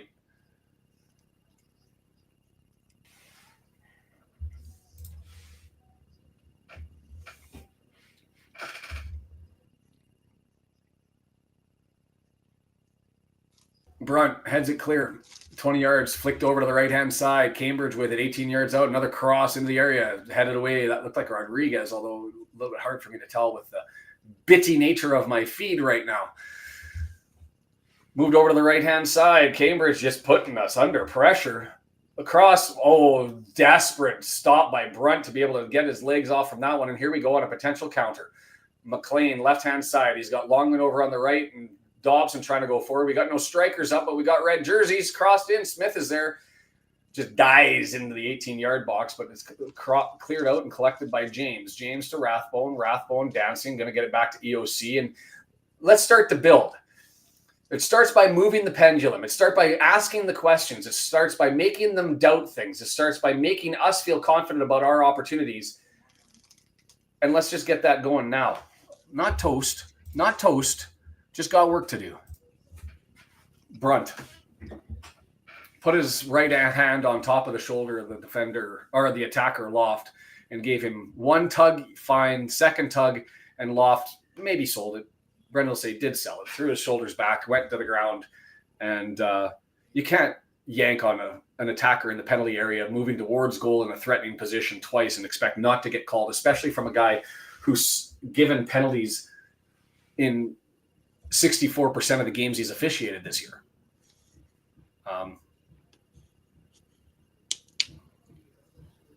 EOC slipped on the delivery and would give away possession, and they're going to try and fill the gap behind him, but fortunately for us, they don't get the ball up. It's Bennett running with it, advances it forward. Here, Stokes, right footer, blocked. It's going to eke out, and Dobson gets it, collects it, gets it up to Sam Smith. He's going to turn, maintain possession, grabs it to Dobson, right-hand side.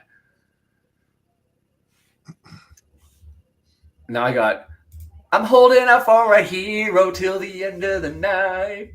And he's got to be, well, he's not really young. Got to be up for the fight. I need a hero. Okay. I won't punish anymore with that. Farfanugan. Possession for us, so I'll take that. McLean with it, left-hand side, gets pushed in the back. We'll get a free kick 45 yards away from goal.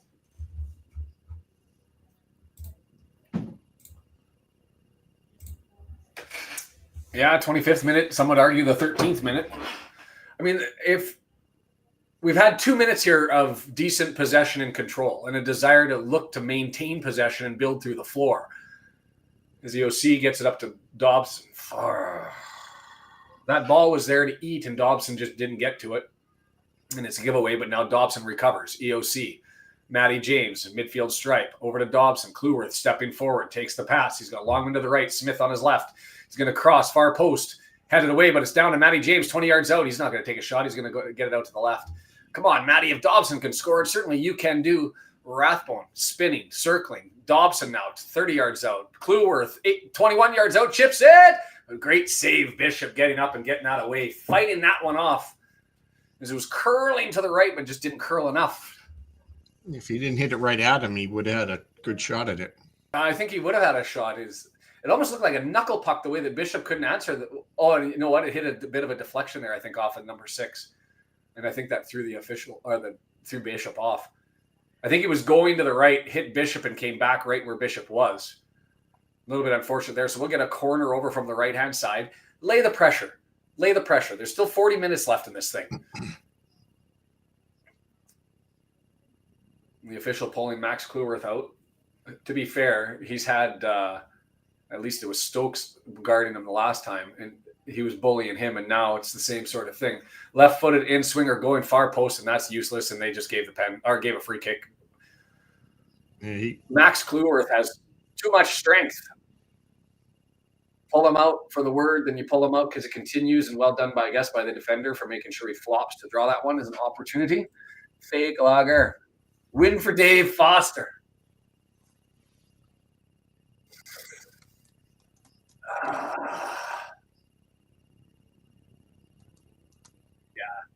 they just showed the replay again of the pen, and that's clear as day to me.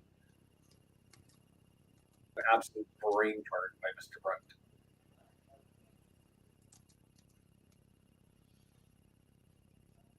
Well, that's TOC in for the next game.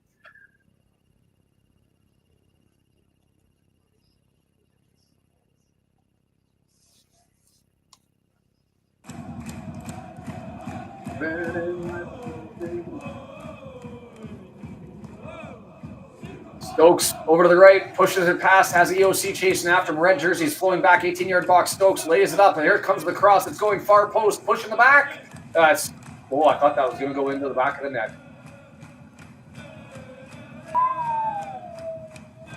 They're just swarming us. We're outclassed. We can't. Look at how many guys are up, though. This Loft should have done better with that one, to be fair. Did it actually hit a bot? That hit their own guy diving across, didn't it? Yeah. Well, the guy sitting on the ground. Yeah, I thought it was the guy sitting on the ground that it bounced off of. Blocked by their own man, but right-footed, near post. Yeah, that wasn't the only mistake Brunt's made today. He's made some bad passes, too. Someone was complaining he's going to be benched. No. Just no bite yet. Just no bite.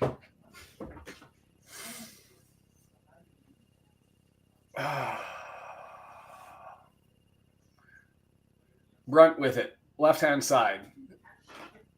It's going to maintain possession. Go all the way back to Kluwerth over on the right-hand side. Advances it to Dobson, 40 yards away from our goal. Nothing there, so draws it back to Max. Red jersey's moving slowly forward, trying to open something up. The switch back on, and EOC, as he does, gets it long ball. That one actually worked. Longman up to Dobson.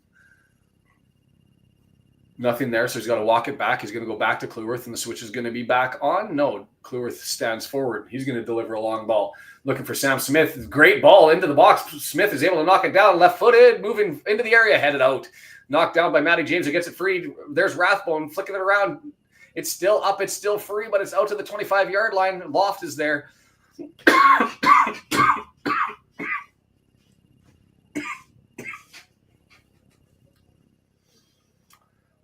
Loft is taken over.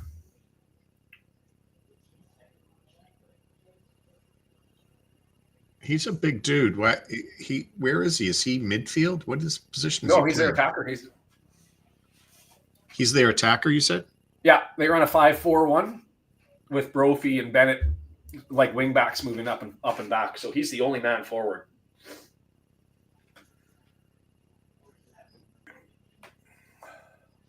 Oh, it was a handball by their own player. Oh, it was a handball by their own guy. So this going back to the Loft one, which they gave the corner away, and I was like, it can't be a corner. It went off their own guy. It was a handball by their own guy in the area. Saved a goal. Yeah, I think he did. Saved a goal.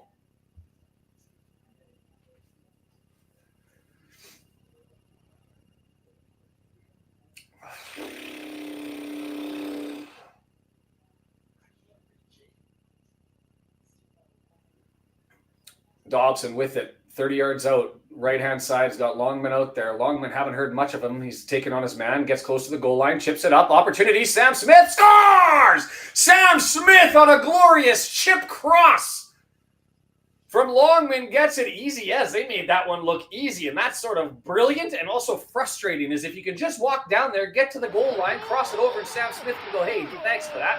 Put it in, 2-2. What? We're part of the way there. We're part of the way there, because I'm not happy with just 1 point. But at least it's not tragic. It's just frustrating. That just looked simple. That was not simple. Look at how Smith has to go backwards to get that. That was a hell of a play by Smith. Great cross too, but still. Yeah. Chip from 18 yards, gets it up there. Yeah. Morrison was on his butt. I'd like to see the replay again to see what happened to Morrison, because he went down. Not that I really care, but I'm curious as to how he went down. Because the question always is with Morrison being their center back, who's eaten up so many balls all game. He's eaten so many balls. He's headed away so many balls. You start to wonder where he was. Why did Sam Smith get so easily to that? And on the replay, I could only see him falling down. So we'll keep an eye out for that if we can get it. 2-2. Yeah, Smith on a header. Smith was flowing to watch this cross into the area for Cambridge, headed back into the area, 18-yard box, and then that's Loft who just whiffed on that one and thumped it miles high, and it's now bounced off the ground. It's just scrambling around our 18-yard box, and McLean says, "Get out of here! I don't want that." Yeah, so he was flowing towards the goal, and then he had to stop and dive back on an angle and head it. And I think that's considerably more difficult than it looked, I think. Sure, not to take away from the effort for Sam Smith, it was just the play in of itself as far as the chip pass, header, goal, wide open. They made it look easy. I agree. Yeah. Bishop from 25 yards out, advancing it forward for Cambridge. The battle is on. Brunt gets it up to Rathbone. He's 40 yards away from his own goal, looks to lay it off, finds McLean. McLean to Dobson, his red jersey streaming forward, hooked up. There's Sam Smith. He's got it. Longman over on the right. Kluwerth joining. He's running towards the goal line. Longman, edge of the area, 18-yard box, tries to split the difference, and Bishop ends up running over and grabbing it. A little bit more trust from. I love the fact that Longman's willing to attack, but sometimes a little too much. It off is a nice thing to do. Oh, I just need another 2 goals. I'll take one. Prez. I have to be honest. I'm really surprised Bishop was aggressive enough to get out and get that. He was ready for it, expected it, and got to it. I mean, the Wrexham fans are in full voice. 30 minutes left. There's lots of time left on this thing, and we got Fletcher coming in 5-7. Oh.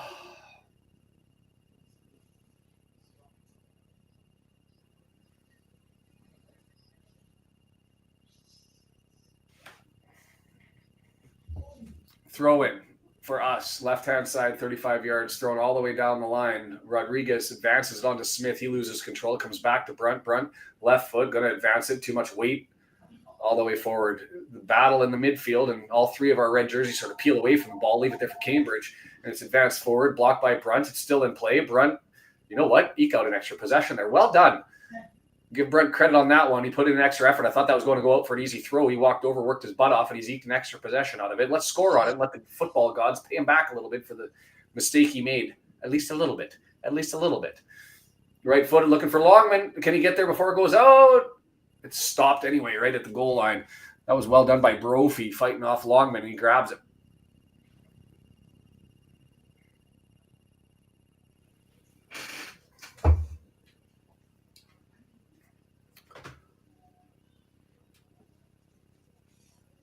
Gibbons, the right-hand side, looking to draw it forward. Stevenson, the halfway line, gets it a little bit further right, and it's squeezed through EOC, running to go and chase that one down, and he's doing so in front of Ballard. Thumps it down. Can Smith eke out an extra possession here? Saved by Cambridge and kicked back to Bishop. It is 61st minute. John? Wickham game still 0-0. Pour it on, Horde. I'm not even greedy. Just get it going here. Oh, my word. Win by one still there for the poll. I'm going to go back to end that poll, and we're going to bring up another one.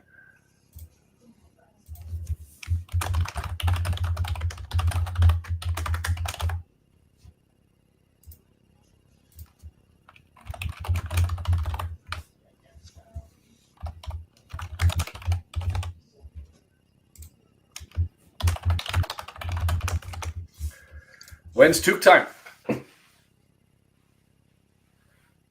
Need the luck here, I feel. Oof. That was a flop.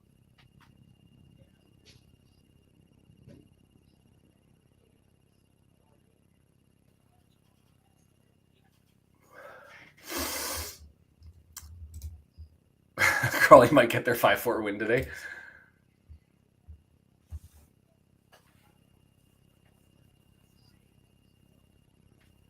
Save us, Scottish Viking, Jesus.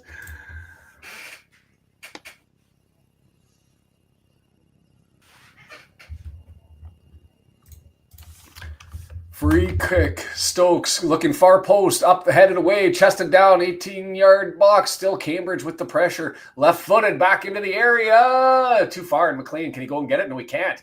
Cambridge back into the area. Gonko scoop, right arm, hook shot. Get it going, you bet.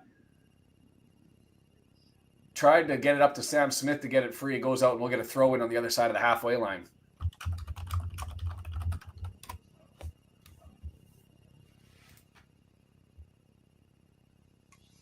$28 goals total for Cambridge United before his over 2 seasons prior to his time in Reading. And so that's the payback goal from there. SVJ will come out. It'll be in the next 2 to 4 minutes. I can't see. There's no reason, is there, to leave Rodriguez on for longer than the 67th minute, Brendan? No, definitely not. He's not. He hasn't been effective at all. He's not involved. Every time W&G, I see W&G's name show up in the comments, I get a little bit of but that one just reporting Burton getting even with Leyton Orient as Matty James gives it away. Throw in, going to come 20 yards out. Bennett going to take it for them. Dave Foster's calling. He says, now's the time.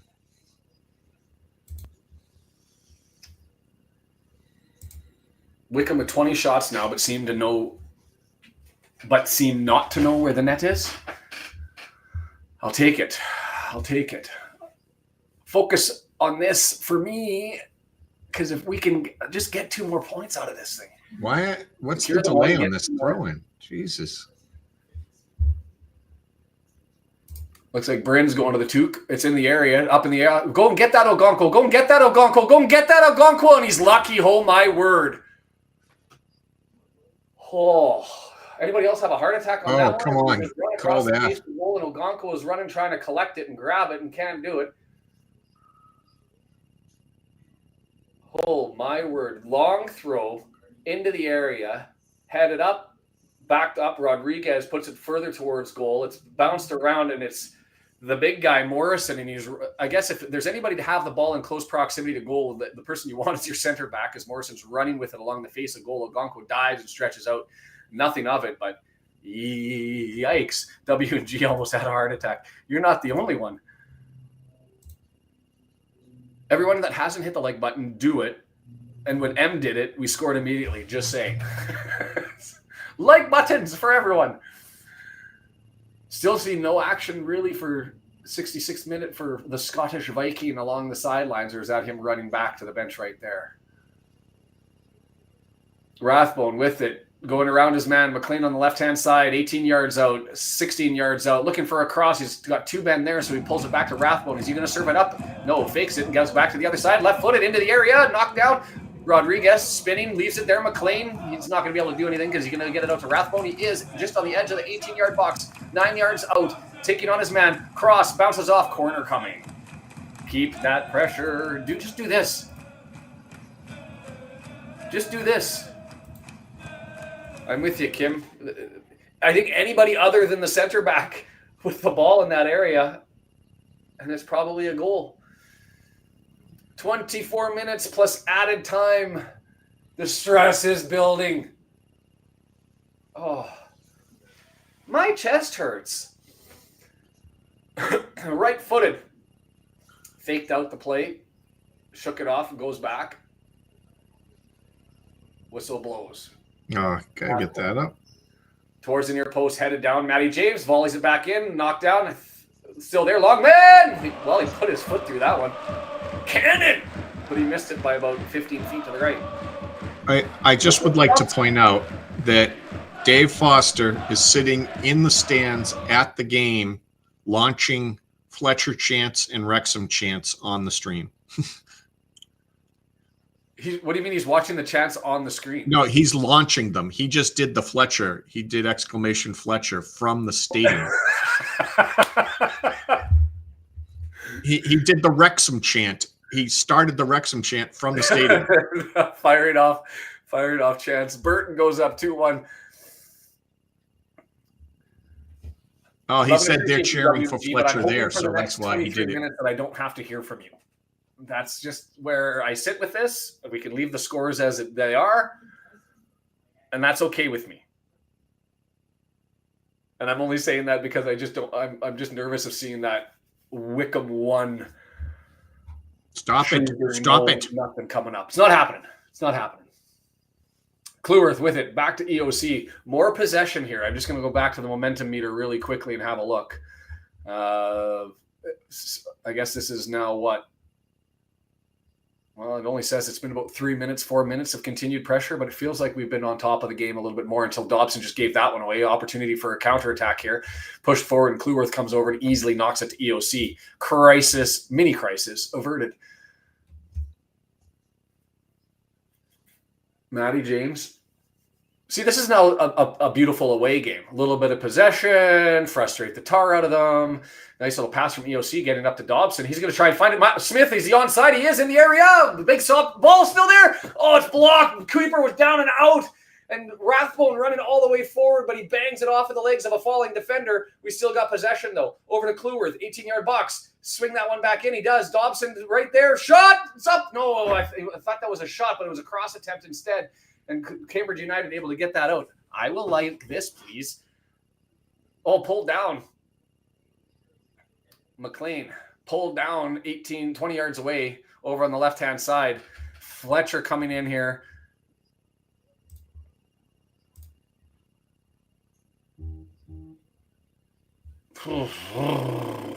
Wickham look like Birmingham now, and Shrewsbury look like middle schoolers.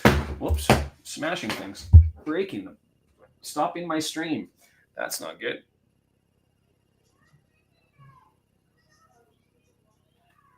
Oh, man. How did that? Sam Smith onside. Great run by him. Just scissor kick save by Bishop. And then it comes free. Here's McLean then. Going to try and put this one into the area. We're 22 yards away from goal and about 5 yards away from the sideline. Fletcher has been subbed in. Was that the only one? I haven't looked, but here it comes. First touch. On your first touch, do it for me. Left-footed, looking far post, up in the air. Oh, had the header on it. Did Brunt, and he couldn't find the back of the net, missing. His chance to redeem himself. Yes, redemption would have been nice. Fletcher has a tight knot. Oh, it was there for him. To be fair, Bishop did have good position on that one, but he had plenty of room to squeeze it in. A deflection like that would have been tough.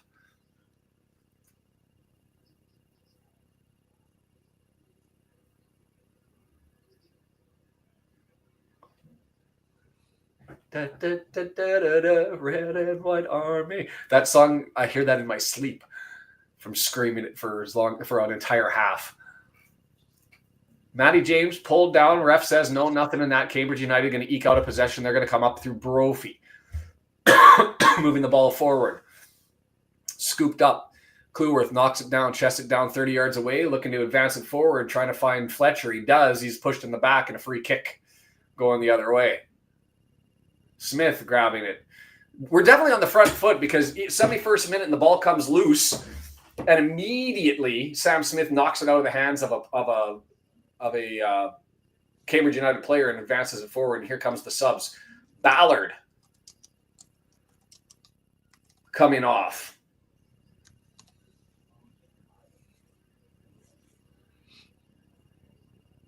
$18 minutes plus. Is this their top score? This is going to be I'm going to get the name right. Kachunga. Yeah, that's their leading scorer. Only 6 goals on the season, but still their leading scorer coming in on the sub for Ballard. And so he's going to play on the left-hand side. Charlton up 2-1 on Mansfield.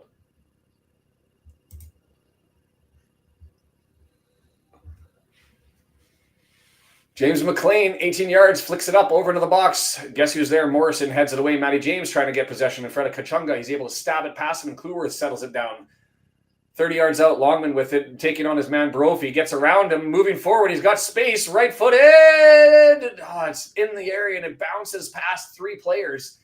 And just nothing in there, or just behind that first attacking player, and I can't even see who that was. Was that Dobson who was up there? There's a long ball. Fletcher with it. Chests it down too much. Great run by Fletcher, but not able. Hey, we're back into this thing. The pressure has been put on, and we've got a Cambridge United side that I think is looking at just defend.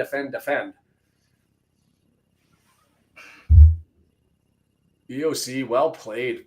Just a little bit too tough off of that first touch, and it just rolls past him as he had him beat. He never has a bad heavy first touch, and now he does.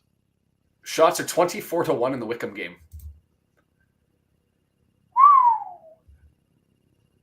Stockport 3, Stevenage 0. This is what I don't like. I don't want to give the teams below us the opportunity to start sniffing their way forward.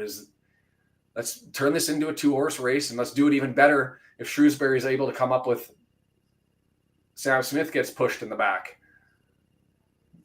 Same guy again, Gibbons, the cheapies. Well, he's going to let play continue, and we gave the ball away. Bugger. Incidentally, Kachunga is the sound I make when I sneeze.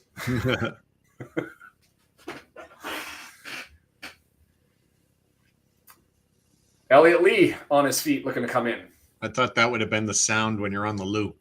Is that Barney putting on the red kit in behind him? Lee. I don't see Barney's face, so I'm assuming that's him. So it looks like we might have a Lee-Barney double sub here coming. 74 minutes, 16 minutes plus added time, 5 minutes till Took time. Gibbons.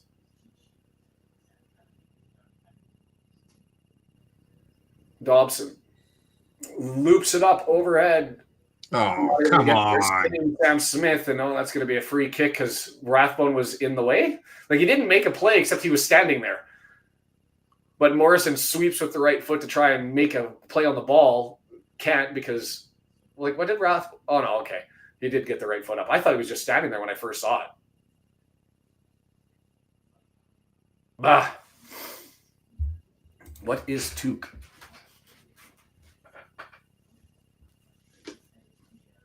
That is a Took. Kachunga with a bad touch. EOC grabs it, tries to loop it up forward to Sam Smith to run onto it. Sam Smith, he does get ahead of it. Ekes it out. Can he keep it in? He does. Over towards the quarter flag. Longman coming in to help him. I just put my toque on and oh, no. What are you doing? Longman missed Cleworth with the pass, gave it away. Wah, wah. And it's just easily collected there by this. That wasn't the sub. Who was that? Brunt knocks it back. Loft. Can I declare one my pints for a Shrewsbury goal? Sure, you can dedicate it that way. You can dedicate a brew for a Shrewsbury goal late in the game.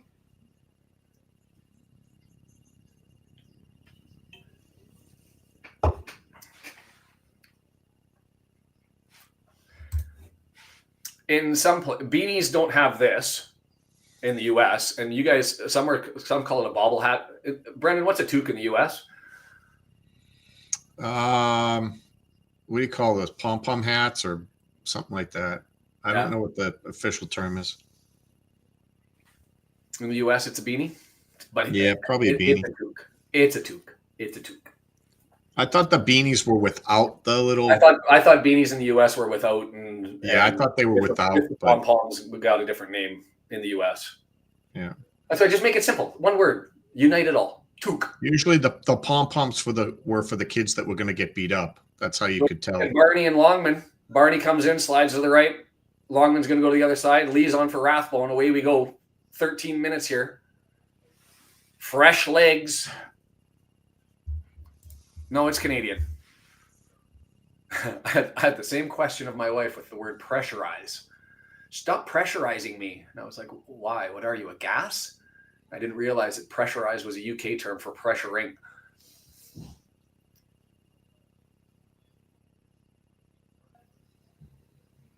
Brophy, interesting. Brophy coming off because I thought Brophy and Longman had a really good battle going all game long.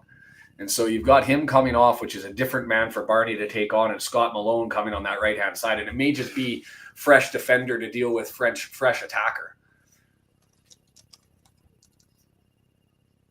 A palm beanie.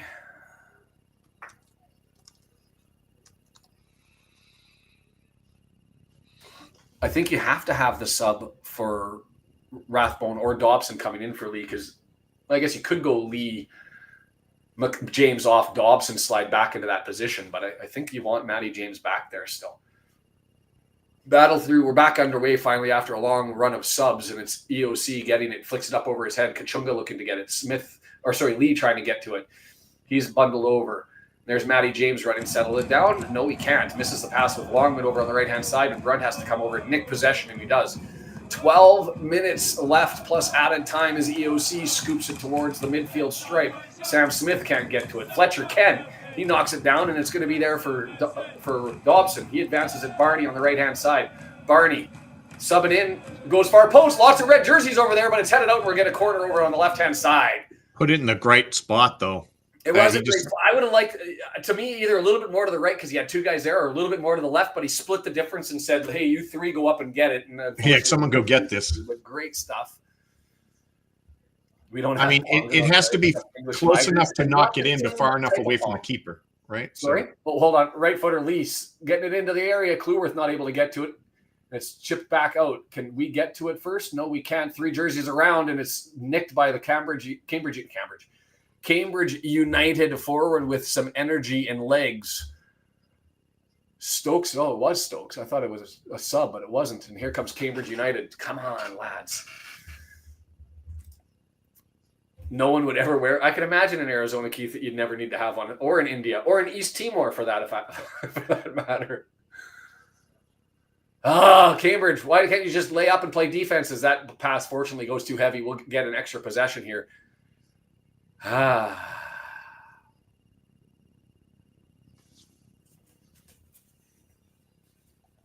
want to like you, Em. Can't you just go with Took? 2-2.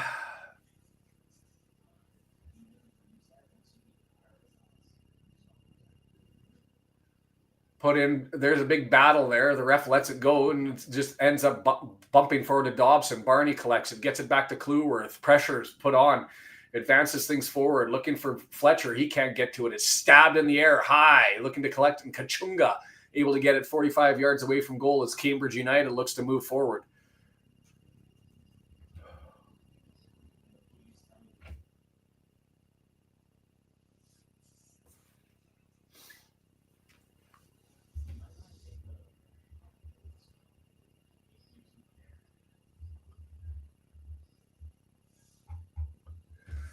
Oh, too much to look at, too much to digest. Oh, I forgot. 80th minute. Kluwerth has it. Halfway line. It's Took time. I'm not square. Fletcher trying to bring it down inside the area. 18-yard box is scooped out. Is it going to go to Dobson? It is. He's got a man on him, so he's going to have to settle this down quickly. He's got Kluwerth. He's got Barney. Gets it to Barney. Barney dancing. 2 men there. He's got support, but he's able to lift the cross. Fight is on. Bishop able to collect that. 9 minutes left to go. Come on, you Reds. There's a lot standing around there, guys. Come on. Elbows up indeed. I'm looking for a 3-2 score 2, Gabalok. Vamos. Come on, lads.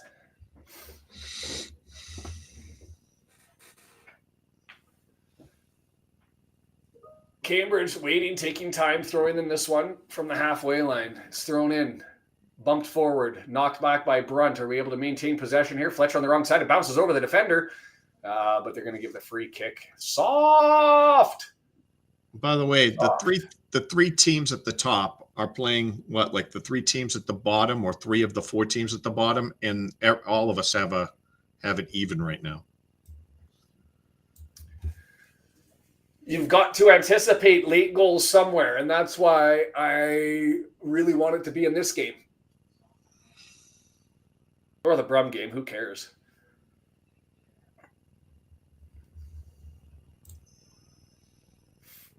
Long ball, Cambridge into the end of the box.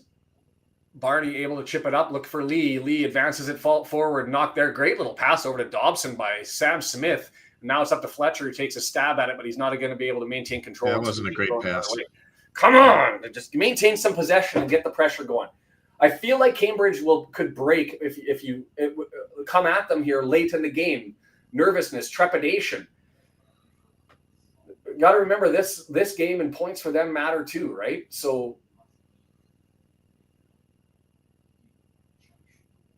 Gibbons throws it in. Matty James into a battle there. Not able to get it. Kachunga has the touch. Is still loose. Advanced forward. Collected there by the big man, Loft, who scoops it over to the left-hand side.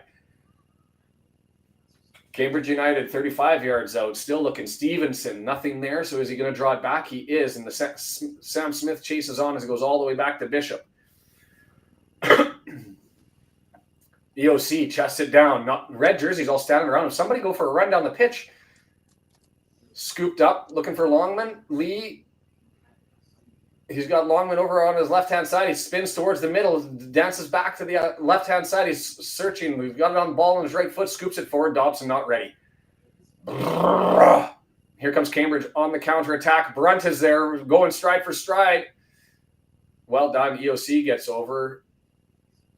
And that's going to be a throw-in from 10 yards out. 6 minutes left. Come on here, guys.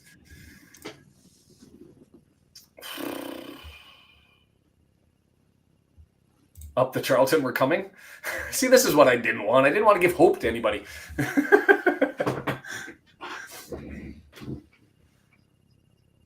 Cross into the area. EOC able to head that 1-1. 18-yard box, still bumped back in. Lots of red jerseys there. Set back down. Volley up in the air and over. Ogonquo's going to grab that one going.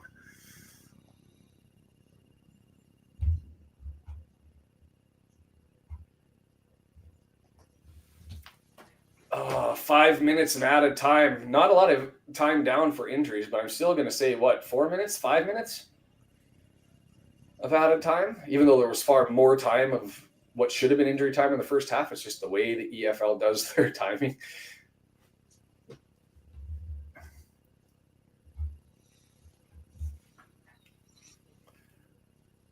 EOC with it.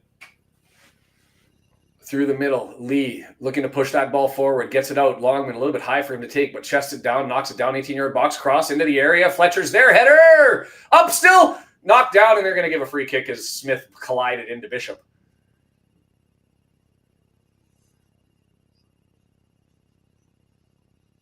Scramble save.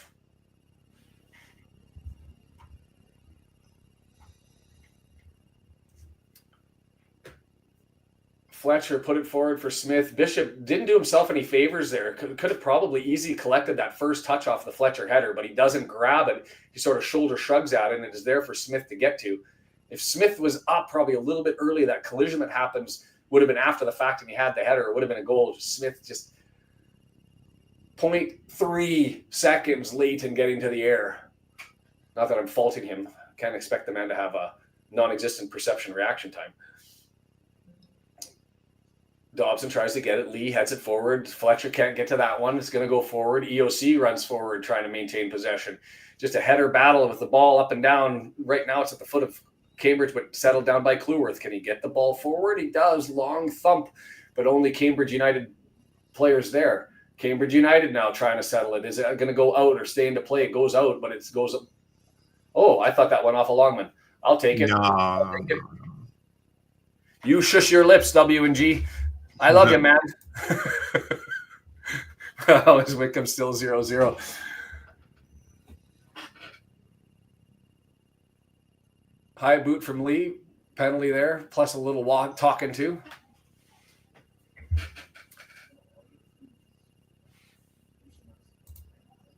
Definitely time for all of you to press the like button. Yes.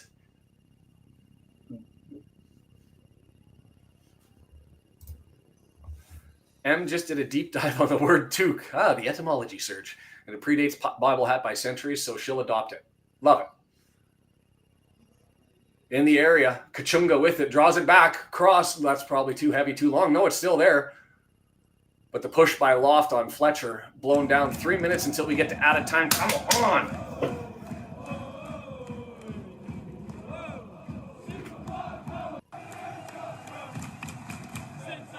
EOC and Ogonko playing catch with the ball at the back post as it stands. Oh. Still lots that can happen here in the last 3+ minutes of this game and what's going on around the league. I hate squeaky bum time. EOC with it. Long ball up over to the left-hand side. Fletcher advances it on, tries to get it to Smith, but can't. It goes dead. Smith now tracing, battling for it. Or sorry, James able to maintain possession. Smith able to get it. He clattered into the back, and we're going to get a free kick here. Interesting. Oh, he takes it quick. Okay, Dobson with it. Moving forward. And then Smith clatters into the defender, and it's given the other way, and he's going to get a yellow card, probably not necessarily for the foul, but for the consternation expressed afterwards. Yes, Dave. Yes, Dave. Oh, he stopped short on purpose. God damn it. Come on. Would you have taken that one free? I thought that was in an interesting, dangerous position to be able to kind of far post that over to the right-hand side with a whole bunch of big bodies. Create a mess of it, apply the pressure, but instead you kind of give it to Dobson unexpected. Yeah, People not happy. That we know for sure. David unliked and then liked. Elliot Lee puts it forward. Morrison heads it back. Brunt can't get to it. Loft heads it on. Kachunga heads it forward. Now it's James with it, settles it down. He probably loses it to Bennett. No, he doesn't. Gets it forward. Now it's hammered the other way and goes all the way down. It's going to go to Ogonkwo. Grabs the ball, plays it forward to EOC, and EOC is going to have space to run all the way to the halfway line should he choose to do it. And you know he will take that invitation because that's what he does. He spotted who he wants, and he delivers it over. Lee, good little run through the middle of the pitch, grabs it. We're now 25 yards away from the 18 yards away. Longman looking for a cross. Stops, turns, stops, cross. It's up in the air. High ball. Collected by Bishop. A little bit further away from the goal would have been nice, but as we'll take it, it's an opportunity. And right now we're screaming for him. 4 minutes of added time. I'm dying.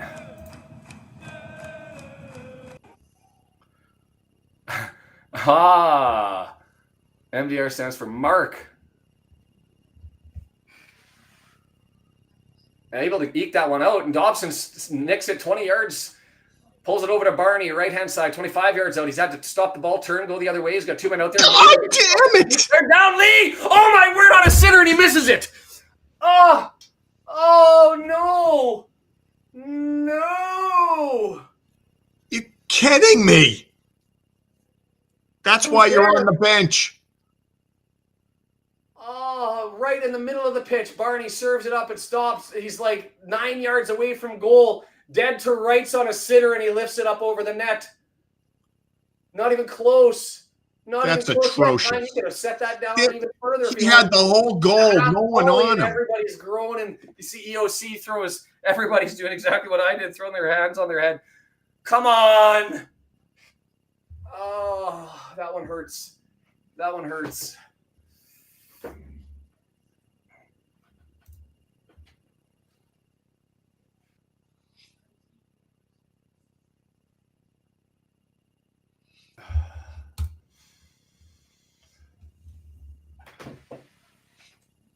Two and a half minutes.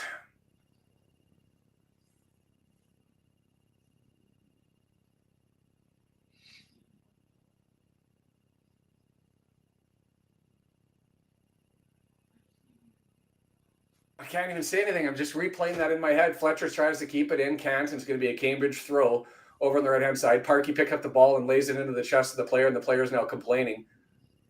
And now the fourth official goes over. Just a little bit of time wasted there. They didn't like the too much pressure from the ball from Parkey. Hulk, the man of steel, chipped forward, looking for Sam Smith to be able to get it towards it. He's not. Puts the pressure on. Yes, even Lee was disgusted by that effort. Free kick coming. 1 minute and 50 cents. 1 minute and 50 cents. 1 minute and 50 seconds left, and it's going to be a free kick from Cambridge just on their side of the halfway line. Oh, let's not get silly. Billy Waters would have scored that.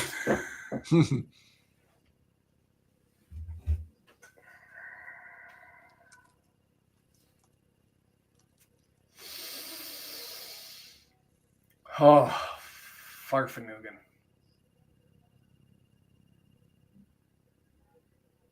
Move forward. Sam Smith, he's not going to get to this one. It's now Bishop. He's got it. He's going to left footer forward. Minute left. Can't score if we don't have possession. It's thumped in the air by Cambridge across the halfway line. Are we able to get it? Yes. Lee grabs it, punches it forward, but too far. Stephen Fletcher's not Usain Bolt. He's not going to get to that ball at any time. Find a way.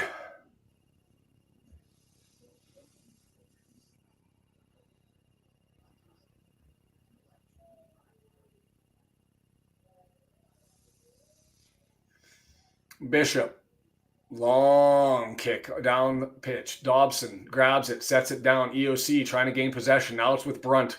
30 seconds. We're going to get the chance. One more chance at it. Matty James, lots of space. Finds Dobson in the middle of the pitch. He's got players over to his right, including Cleworth. Everybody going forward. Cleworth, right-hand side, 25 yards out. One chance left. Barney, serve something up for me, please, sir. He's got Cleworth behind him. Instead, he's going to bang it off, and we're going to get a corner out of this instead. Come on. One last chance.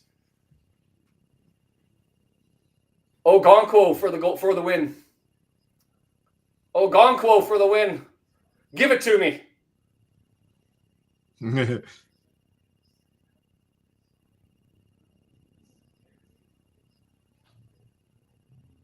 Lots of pushing. Why is Ogonkwo not up? I would love me an Ogonkwo goal right now. We haven't been in the situation where we've been looking for the keeper to go up for a last chance, but this would be one of them. Oh man, it is violent in the middle of the pitch. Give me a pen. Brunt being grabbed and hugged. Far post. What?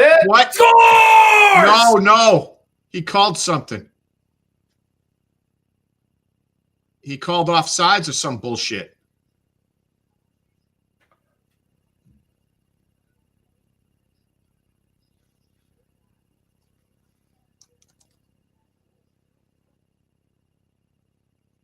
Is that on the delivery?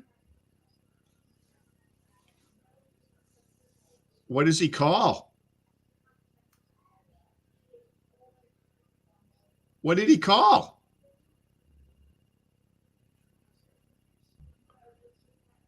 That was a header by Max. There was no interference. What are they calling? I don't know what they're calling for a foul. I'm trying to figure that one out.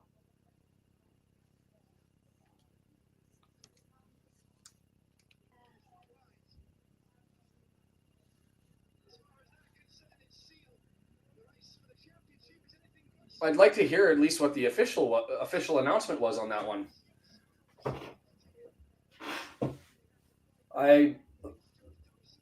We watched that replay, and I'm assuming at Paramount you got the same feed, that far out wide shot of all of the pushing and shoving. But to be fair, once the delivery went in, I didn't see any pushing or shoving. I didn't see anybody go to ground. I didn't see a nasty hold. It was some sort of offsides. But how does that matter if the person who's offsides doesn't touch it? How are you offside on a corner? The ball's coming from the goal line. Well, what was the foul?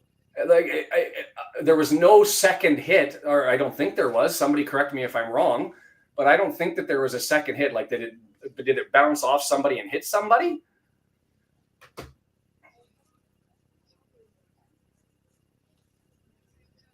The only thing that I can think of is two things. Is Lee did put the ball in a weird position on the line, and the official went over and looked directly down on the ball, right? Like, you know how the ball on the No, he doesn't let you kick it. He doesn't let you kick it, then blow it. He just won't let you kick it. Well, that's what I would have thought. And the fact that you stand over the top of the ball and see that it's over the line, you're fine. I don't know if he lets you kick it, and then he blows you down.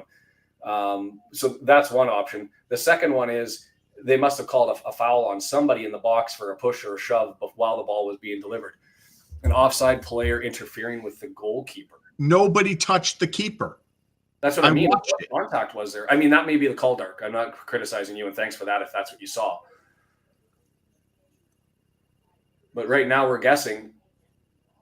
Like, I've seen a lot less be blown down. But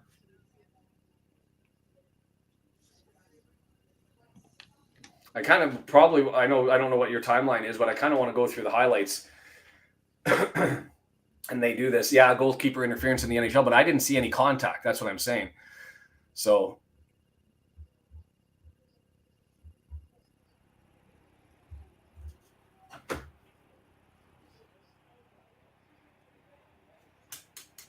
I don't even know what to think about this. I don't know, and I wish I had more commentary and could give you guys something pithy.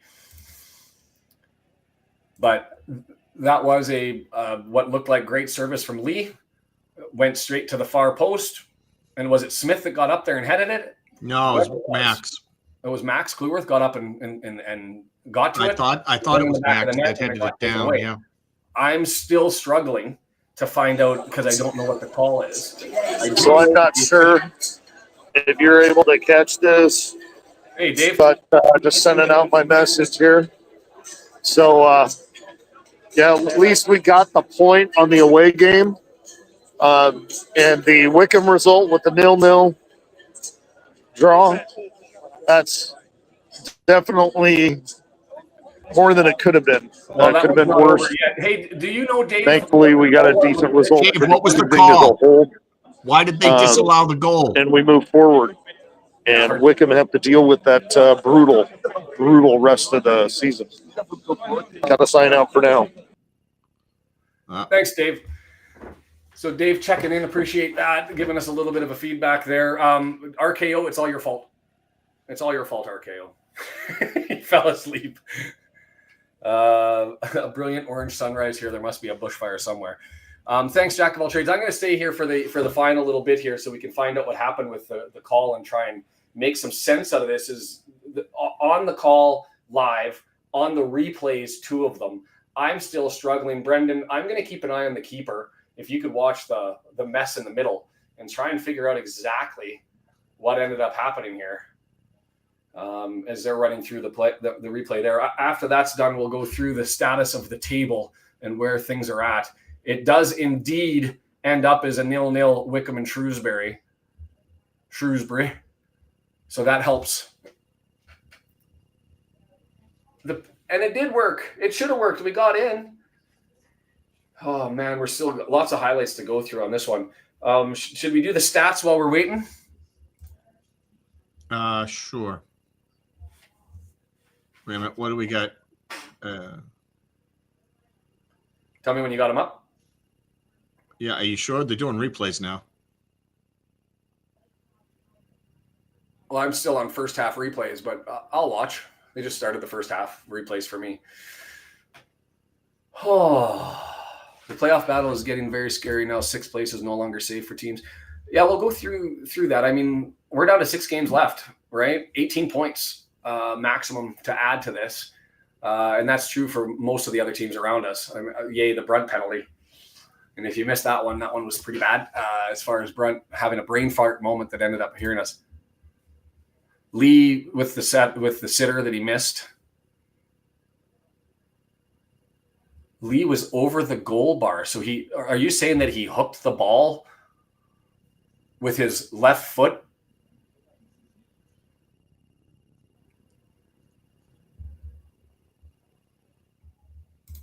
I don't know.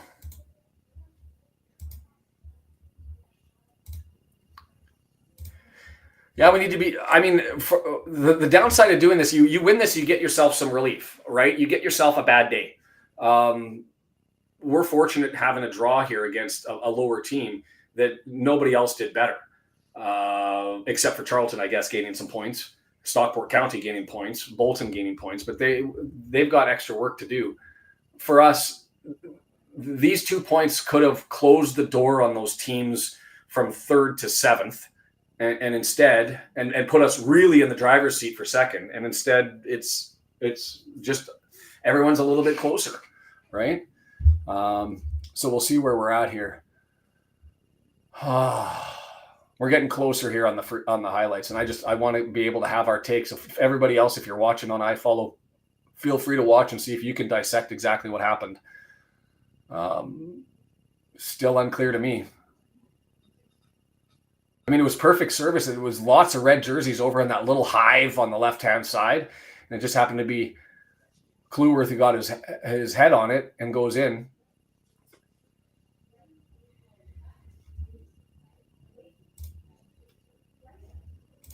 Yeah, I know. I appreciate the update, Em, but it doesn't really matter for us. It's impossible to catch them. They would have had to go 2 wins, 1 draw, and 5 losses through their final 8. So there's the first Sam Smith goal. Gorgeous service by Longman from the right on his head and put into the back of the net.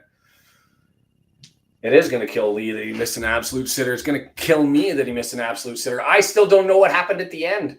Like, we saw the net ripple. Everything was there. Somebody tell me what happened. Just on a go forward, Burton live on Saturday before everybody leaves. And then we're here for the women on Saturday or Sunday against Cardiff. And then following that, the special, the Princess Bride Watch Along, happening 9 Pacific, noon Eastern. 9 Pacific, noon Eastern. That'll be 8 o'clock out in, or sorry, is that 5 o'clock out in Wales? 5 o'clock out in Wales. Deandra and how responsive and reactive she is, agreeing to be a part of a Princess Bride watch along that Brendan is putting together that will follow the Cardiff City match on next Sunday. So be a part of there. Be a part of that one. Join us for that as we're getting closer to the end, and all this sitter from Lee as he just skies that one from 10 yards in front of the net. That one's going to hurt. How does he do that? Look at how open this is. And they say there was a comment that he maybe had more time to make sure, but I don't know if he did because that defender was coming screaming in from the right-hand side. So I think he was right to do that. That's Parky out talking to the official, having his 2 pence. Don't show the last highlight. Oh, they skipped it. You jerks.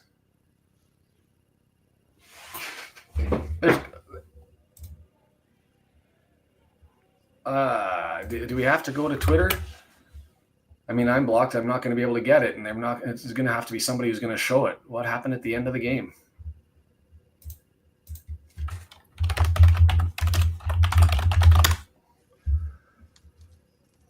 Well, we'll have to get this low camera angle makes it so hard to tell us offside or not. This us Wrexham fans offside from a corner. And that's so it appears to be that's what people are saying is offside from the corner. So somebody's going to have to explain that to me and tell me how. Well, as soon as someone touches it. But I thought it's okay if guys are offsides if they don't touch the ball. It doesn't make sense. We'll have to play this one back. Assistant said the corner went out and back in play. The ball itself, he curved it out of bounds and then back in. Well, that's Lee. Wasn't he lining up for an in swinger? No, he was swinging in for an out swinger. He was a right footer, right? So is it possible that he certainly pushed it out and then brought it back in, like wrapped it around the net? In other words, yep, possible. So he double screwed up. Nice. And I don't have an angle to be able to. We never had an angle for that. I assumed that it was a push or a shove or something going on, but it looks like there was no shove of the keeper. No, I watched it. Definitely. All right. Out and back into play. Corner went out, came back in. Lee let down, poor performance. And there's another message that says, yeah, ball drifted out, play hand, massively frustrated. I don't know if anybody else was there to be able to tell whether that's the case, but I mean, the lino's right there on the line, right? If he says it happened, I'm sure it did. I don't think that's the issue. It's just awful that you practice corners and you do that. Corner went out. You can see it go back. All right. Well, we'll have to go back and watch that on the highlights later on as it sits. So we've already gone up the big special announcement again Sunday, really special day. Cardiff City, Wrexham women going to be taking on. That's their last match of the league, is it not? Just one cup match to follow. No, it's two left. Two left. One cup match to follow. And then we've got, and then immediately following that, well, we'll leave it for about 30 minutes. Brendan's got it all arranged. Deandra's going to be in front. We're going to do a watch along of the Princess Bride, so you can watch that. Let's watch along with the Princess Bride, which will be on screen while Deandra's watching the Princess Bride. Grab your popcorn, grab your treats, and a couple of little secrets that might be involved. And we'll just leave it at that. For the Wrexham men, and I don't want to go here. I want to go. The graphics that Andy makes are so well done that I want to be able to pull up all of his stuff. So we are back here on Saturday to host Burton Albion, and then we've got the Tuesday off, and that game, that's the time when Wickham will get their game against Huddersfield Town. Big game Tuesday. I will be doing that match. I think I might be by myself, so it might be without the bells and whistles. I anticipate that's going to be the case, Brendan. We all have careers, and we all have things to do, and we're busy. So Brendan has gone well above and beyond what's expected, and so I will be here Tuesday for that one. Then we're back. Then it's Wigan 18, Bristol 20th, Blackpool, who's climbing the ladder and trying to get back into it. Charlton, who's right there. So now that Blackpool match that looked like it might be not a nothing game, might be something. And then Lincoln City to wrap it up. Wickham now, the nice thing is Wickham's into the teeth of it now. Like, just listen to this. Away to Reading, away to Huddersfield Town 3 days later, home to Stevenage. How did Stevenage do today? I think they were losing last time I saw. I wasn't really following, but you like to think that they still have aspirational goals, but they got smashed by Stockport, so probably not. Then away to Bolton, they're still in it. Home to Charlton, they're definitely in the hunt and now looking up and thinking automatics is a possibility. Leyton Orient, how did Leyton Orient do today and where are they sitting? We'll have to get to the table up here before we leave, yeah? Ignore the stats and just do the table and wrap it up? Table's up. And Leyton Orient sitting in 10th, and so they're still in and thereabouts. And then Stockport County to wrap up the season. So Wickham is into it.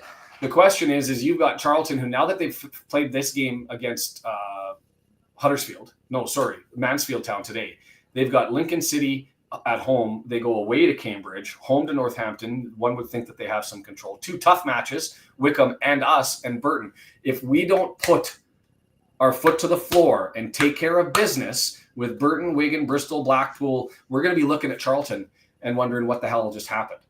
Of the schedules that remain, at least as it was prior to this. We have the easiest run-in.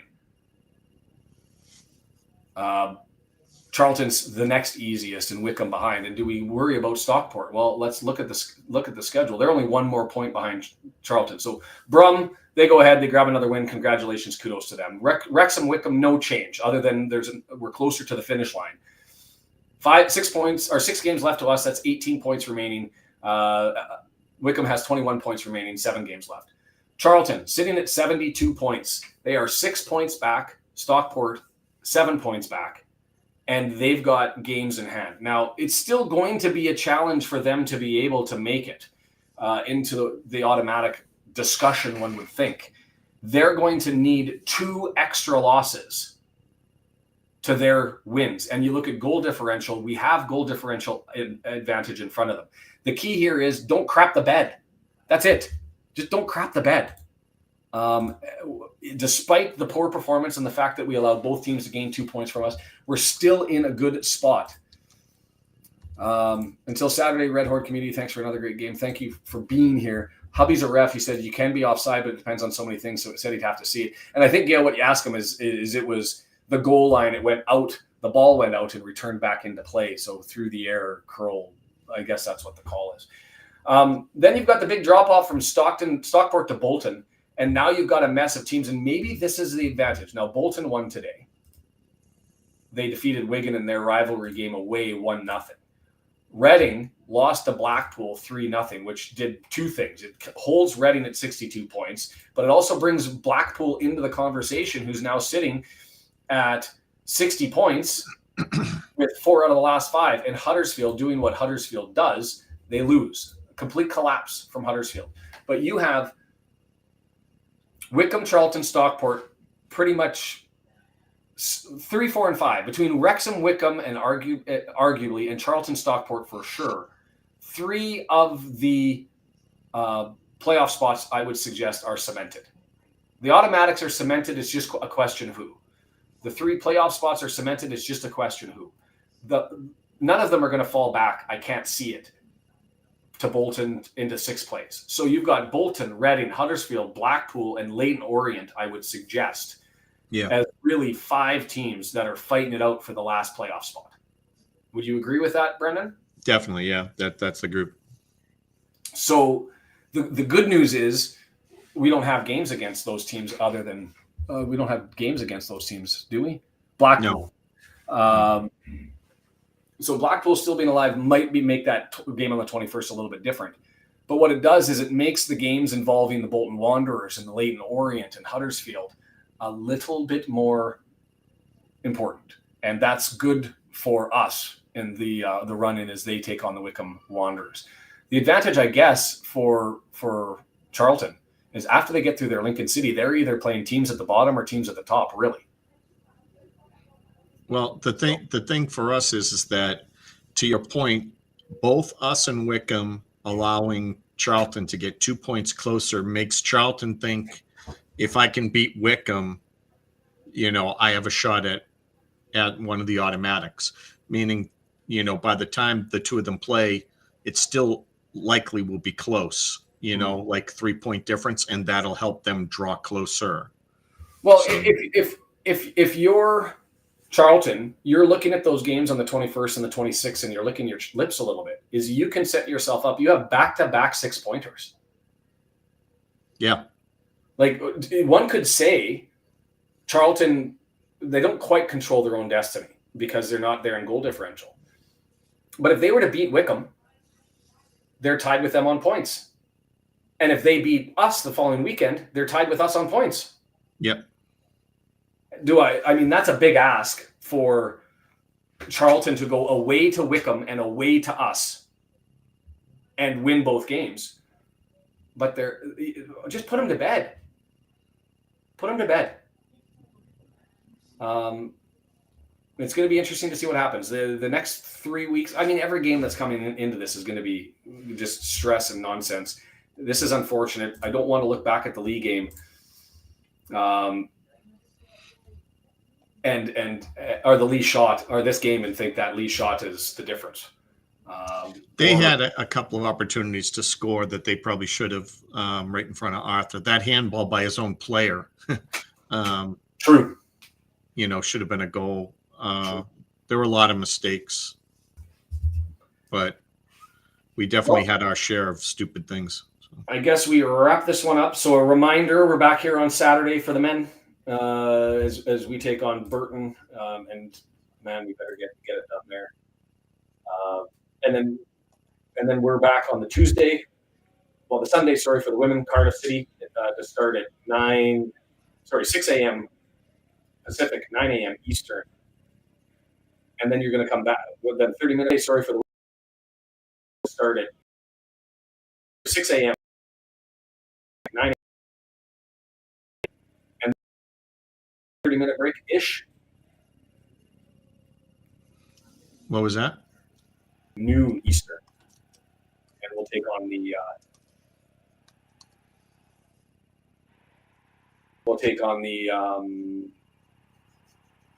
watch along of the Princess Bride with Deandra. Tyron just jumping on, who just left the ground. Wasn't an obvious penalty. It was. I say it was. And Brendan agrees. Hand on the back and gave a tug, then hand on the back and gave a tug. You've got to give that corner. So yes, Cardiff. And then we will be back here the following Saturday for Burton Wrexham. It is down to the wire, lots of stuff, and the refs seem to be wanted on the documentary. Tyron, my frustration with this, and maybe I'll leave this as a parting shot.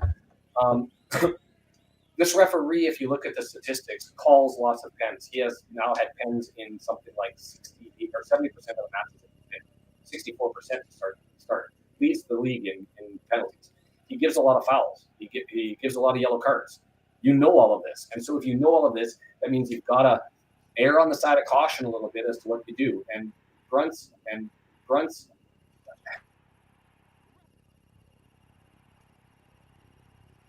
We'll take the Shrewsbury surprise. You're off screen again, Sean. You're leaning too far forward. Oh, we'll take the Shrewsbury surprise, and we carry on. So with that, thank you to everybody for being a part of it. Thanks to Ultimate Promotions, ultipromo.com, ultimatepromotions.biz. Go and check out their pins, medals, free artwork, free shipping, for keeping it art-free, or for keeping it ad-free throughout the season.